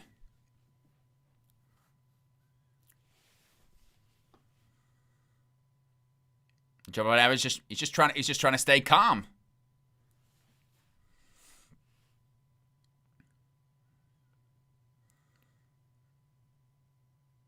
Cody, he's got a bit of color on his fist that he tapes. Oh wow, Cody threw Javon Evans into that chain link wall quite stiff. Do you know what? I was thinking the same thing, Thrive. I was thinking the exact same thing. I was thinking that Cody Rhodes and Javon Evans are basically wearing the same gear. Bless me. Cody and Javon Evans, they basically got the same tights on. They've both got the gold colouring as a stomp by Cody to Javon.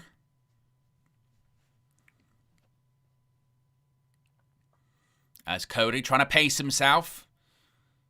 And he's going to have to outlast everyone to book his spot on the grandest stage of them all. There's a cover by Cody, and there's a shoulder up. Cody's doing his best intense faces all the time.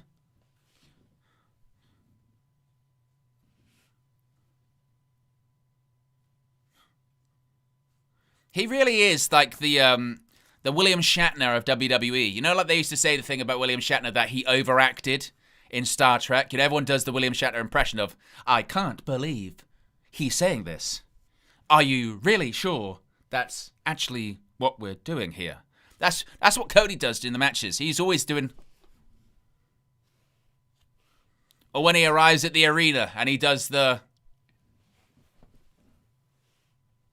Cody... That's the Cody Rhodes look. Here we go. 8, 7, 6, 5, 4, 3, 2, 1. Who's it going to be? It's Trick Willie. Here comes Trick Williams. Oh, and there's a flapjack to Cody. And now Trick Williams is about to enter the ring with Javon Evans. Got history from their time in NXT.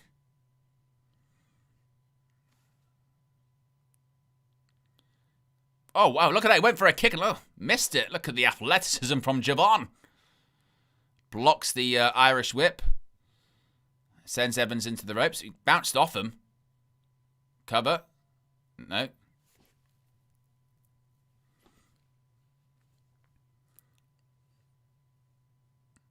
Oh, my word. What a kick by Javon Evans. As Michael Cole said, didn't get all of it, which means he missed, but... Oh, here we go. I went for a OG cutter and it's blocked. Blocked by Williams. Oh, there's a right hand to Cody Rhodes on the outside.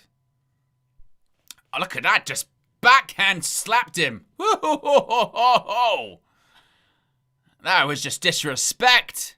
Just disrespect. Pure disrespect. Side Russian leg sweep.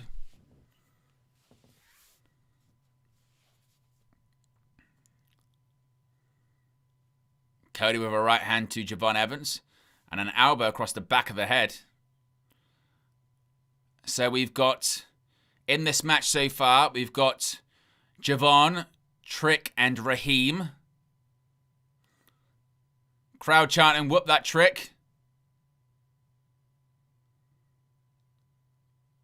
Evans, oh, caught. We get it. Look at that, a double rock bottom. Cover, 2. Cody kicks out. There's another one. And Evans kicks out.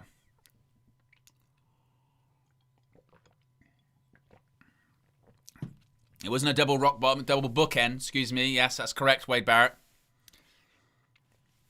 As Javon Evans thrown to the outside.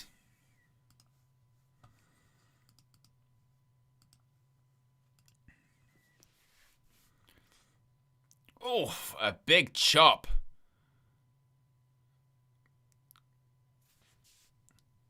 Yeah, look at Trick. He's doing that. Oof. These chops. Oof. Oh, just trading back and forth chops here. Evans with a super kick to Cody. And now a chop to Trick by Javon. Javon Evans fired up. Right. 13 seconds. 10 seconds. And someone else is going to be entering the match. No eliminations thus far. Here's it going to be. And it's the Maverick Logan Paul.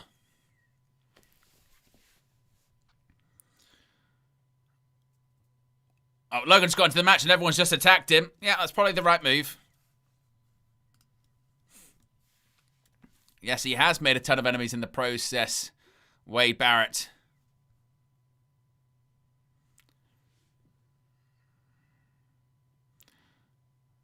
Uh-oh. Oh. Logan Paul, he went in and out that pod. That was nasty.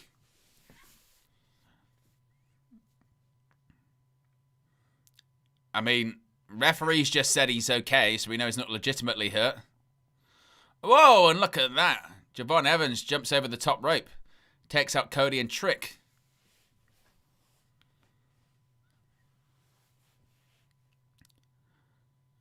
Yeah, he did. He literally went in and out. Bloody hell. He went through one wall and out the other. Good grief. So he was in and out very quickly there. Oh, look at that. Tornado kick. Wait a minute. Did the referee just stand on Trick Williams' head? I think he did. Look, Trick Williams is holding the back of his head because the ref stood on it.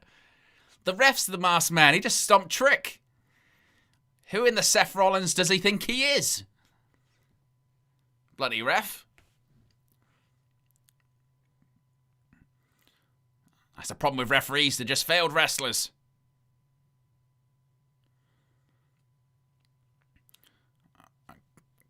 Cody.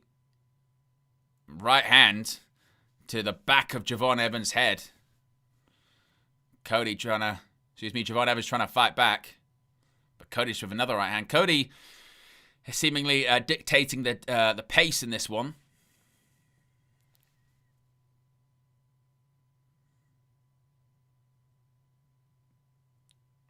Evans, oof, didn't land on his feet. Landed on the padding. Oh, buckshot lariat by Logan Paul. And look at he just spits on Cody. By the way, look at Logan Paul's back. He has got this big, it's not a cut, it's like a welt or a bruise. He's got this big, yeah, look at it across his back. From when he went in and out of that pod, he's got this big welt across his lat there. Looks nasty. Cody gonna do the flip-flop and fly.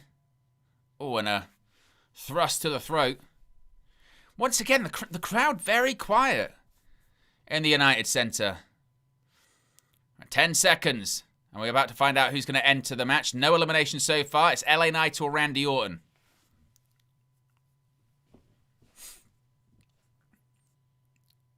And it's the megastar. LA Knight is in.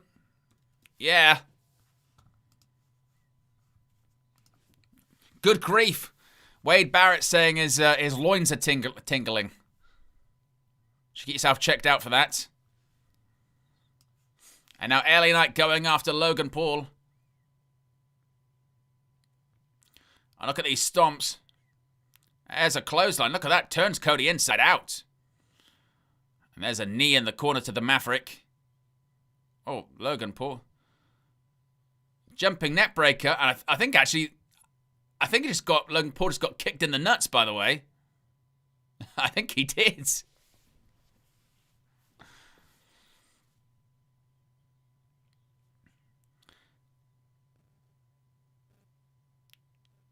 Oof. LA Knight just sending Logan Paul into a pod again. Oh, bouncing him off another one. Logan Paul, he's been in the wars in this, hasn't he? Oh, wow. His back's got that big welt on it. He's been kicked in the balls. He's still alive somehow, though. Uh-oh, he's climbing. Where's he going? What's he going for here? Uh-oh. Oh, Javon Evans is climbing too. We're getting something dangerous. We're getting something dangerous. LA Knight's climbing too. Trick Willie and Cody are in the ring. What the hell? Are they going to maybe throw Logan Paul into him? I think so. Oh my goodness me. Thrown into the ring onto Trick and Cody. Javon Evans is still up on that pod. LA Knight and Javon Evans on the top of that pod. BFT on the top of that pod. So they're both just sort of hanging down. Yeah, threw Logan Paul off the pod onto both Trick Willie and Cody. And then that BFT. Both men landing hard on top of the pod. And here we go. 12 seconds remain. Randy Orton to enter. No elimination so far either. All 6 men are active. Look at Randy Orton's face. Here comes the Viper.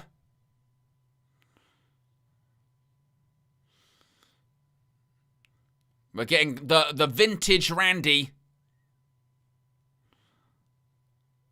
Power slam.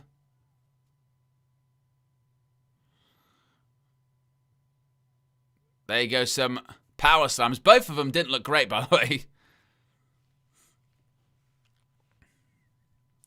Even I'm telling you this, for a Chicago crowd, I'm not going to lie, I am very disappointed with their, how loud they've been this evening. They've been very, very flat. But then at the same time, is it just because they've not really seen anything that spectacular and they're a bit like, well, everything's predictable, so we're just going to be quite, flat.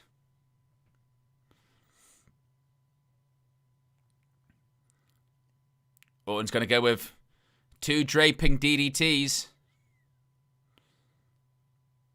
There you go. Draping DDTs by the Viper.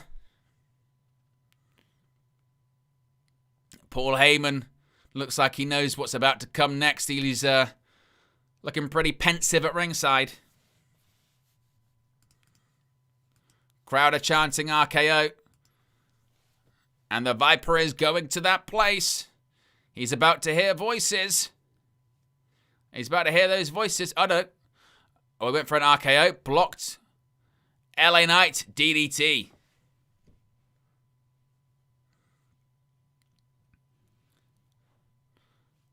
Now, everyone's down. We've got LA Knight rolling to the outside. Trick Williams. It looks like he's in a dangerous position for Javon Evans, I think. Javon Evans is climbing up on that pod.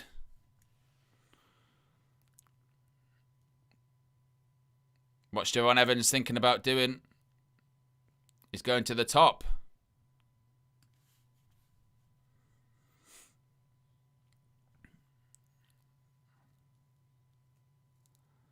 Is it going to... Oh, it's a frog splash. Even that, it didn't look great, did it? Oh, what the hell is this? Logan Paul. Pulverizer. He nearly dropped him on his head. 2. And Javon Evans has been eliminated. To be honest, even that in itself was a bit flat. Javon Evans' jump off the pod wasn't great, and then Logan Paul nearly dumped him on his head. I think he's fine, but that was a bit of a disaster. But Javon Evans is eliminated, and is he okay? He kind of dropped on his head for a second. I think he's all right.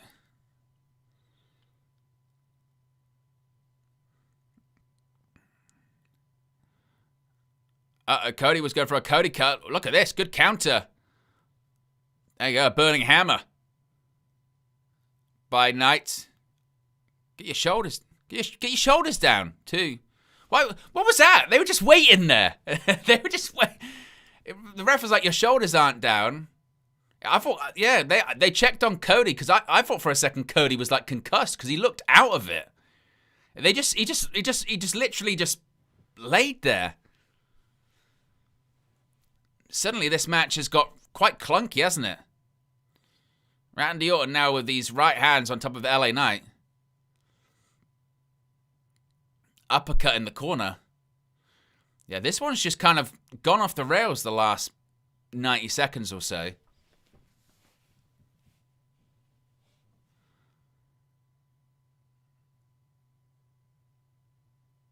All right, charges LA Knight in the corner. LA Knight gets his boots up. Randy Orton goes down like he's Ric Flair. LA Knight is maybe going to go to the second rope. LA Knight. He slipped. To be honest, it sums up this match at this point. It sums up this match at this point. LA Knight went for a top rope elbow drop. He slipped. I'm not going to lie. Like I said, this one is kind of going off the rails. I'm not going to lie. A BFT by LA Knight. You've got a low blow. And even that low blow was a bit... Roll up, 2, 3. LA Knight's eliminated. On this match has actually turned into a bit of a mess. It really has. Because that elimination was very flat too. It was a low blow, and LA Knight's eliminated. Yeah! At United_Love.86 super chatted £2. Man, this PLE is not helping Mania sales. Unamused face emoji. Yeah, I would agree with you. If this is meant to be your hype to help those sagging WrestleMania sales, down 20% versus last year at this time, by the way, 20%. Prices are still the same, if not higher too. And this is your final big swing to get people excited on the road to Mania. It's been flat, and your main event so far has been clunky as all anything.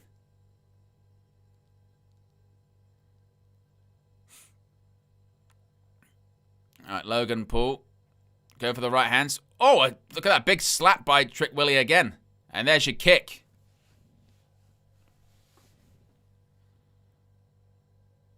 You got to go for a trick shot, perhaps? Went for the trick shot. No, Logan Paul. Pulverized it. He didn't land on his feet, though. Cody Rhodes, Crossroads. Crossroads by Cody. Logan Paul sends Cody into the post. Still a pin. And Logan Paul's eliminated 3 people. So Trick Willie eliminated by Logan Paul as well. So Logan Paul has eliminated Javon Evans, Trick Williams, and LA Knight. They're trying to put over Logan Paul. Good grief. What is this match? So we got 3 left. It's Cody Rhodes, Logan Paul, and Randy Orton. Now, Trick Williams, I feel like we're getting an angle. I think we're getting... There he is! It's another masked man! I think that actually is Seth Rollins this time, you know. Oh, no. Security have got him. Security have got him.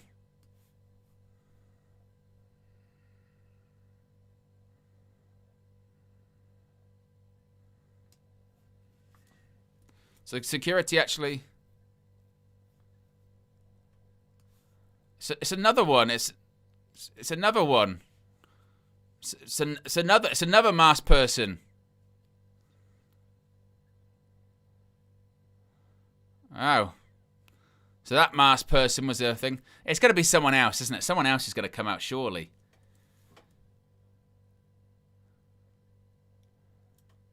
What was that? Oh, there's another masked person. It's another masked one. That one looks kind of Seth-ish. That one looks very Seth-ish. I'm not going to lie. Yeah, it's Rollins. You can tell that's Rollins. That's Seth Rollins. I'm telling you, that's Seth Rollins. That is Seth Rollins. You can tell. That is very... You can just tell. That one is Seth Rollins. Definitely is.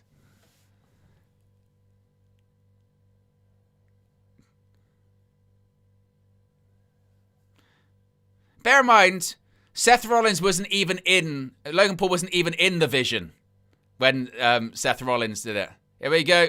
Who is under the mask? It's Seth Rollins. Seth Rollins has returned. Seth Rollins is back. Seth Rollins returns.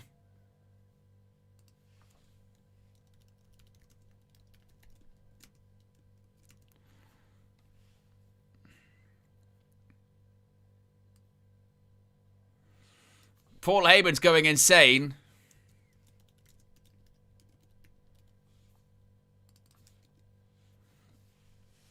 And Seth Rollins is now leaving through the crowd.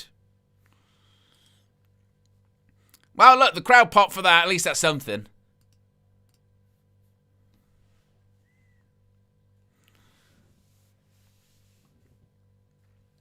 And you could tell straight away that one definitely was, Rollins straight away. So left, it's Cody and Randy Orton.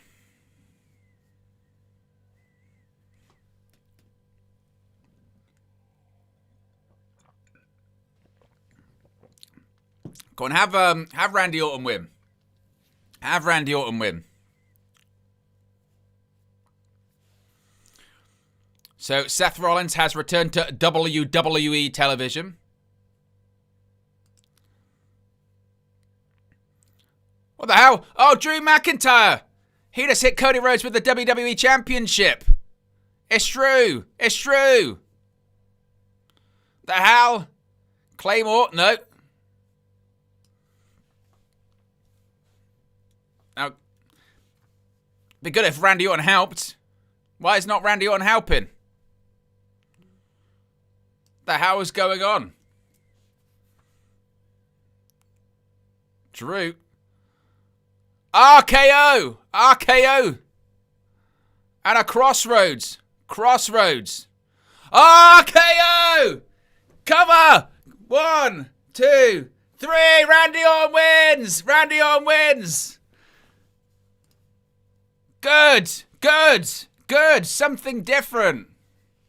Randy Orton is going to face Drew McIntyre at WrestleMania. So's Cody Rhodes. We're getting a multi-man match. We're getting a multi-man match, aren't we? We're getting a multi-man match. Good. Good. Something a little bit different. Thank goodness.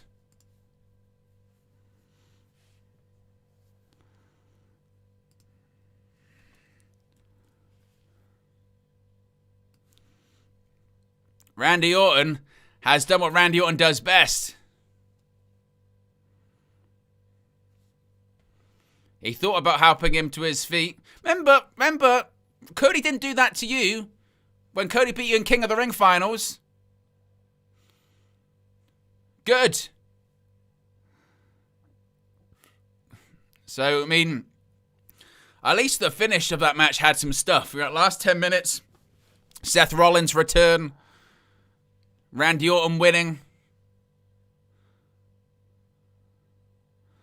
Good. I mean, maybe we're going to get, that rumored sort of fatal four-way. Maybe add Jacob Fatu into it as well. Or a 5-pack challenge, 6-pack challenge. Look at Paul Heyman's face. The Paulrus.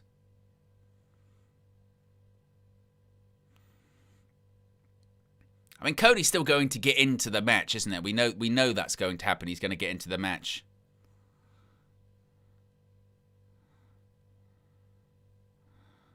Hit that RKO on Drew. Hit the crossroads on Drew. Then straight away, boom! Look at that RKO. And Randy Orton victorious. Friend or foe, Randy Orton is going to WrestleMania and he points to the sign. The pyro goes off for the Viper.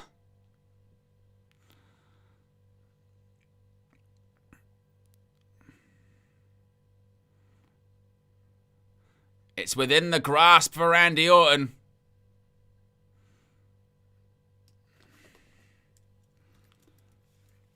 Look at Cody. His hair's turned into Guile from Street Fighter, hasn't it there? My goodness. His hair did look very, very Street Fighter-ish.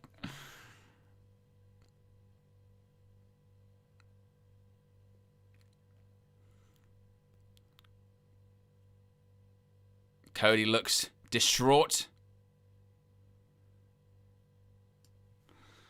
Well, that's the end of the PLE, I think, as well. They're showing they're doing plugs for the post show. But Randy Orton has won the Elimination Chamber. What does this mean on the road to WrestleMania? That is the question, isn't it? Randy Orton is victorious. My word. So Randy Orton has won the Elimination Chamber. He's on his way to WrestleMania. What does this now mean for the main event of WrestleMania? What does this mean for the WWE Championship at WrestleMania? Because as of right now, folks, it is indeed Randy Orton versus Drew McIntyre for the WWE Championship for WrestleMania. It won't end up being that. It will be, I think, like I said, at minimum, it will be some kind of fatal four-way triple threat, something along those lines. Either way, we're going to get all into it in the post show, which is going to be live very, very shortly. I'm just making sure I've got everything set up. Remember, you will be redirected for it too.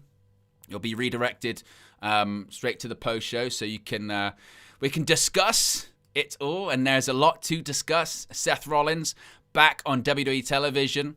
Danhausen making his WWE debut. Randy Orton winning the men's Elimination Chamber match and punching his ticket to WrestleMania to face Drew McIntyre. And now the question is what does Cody Rhodes' road to WrestleMania look like? We're going to be getting into all of it. Be sure to smash a like on the like button if you haven't already. Be sure to subscribe.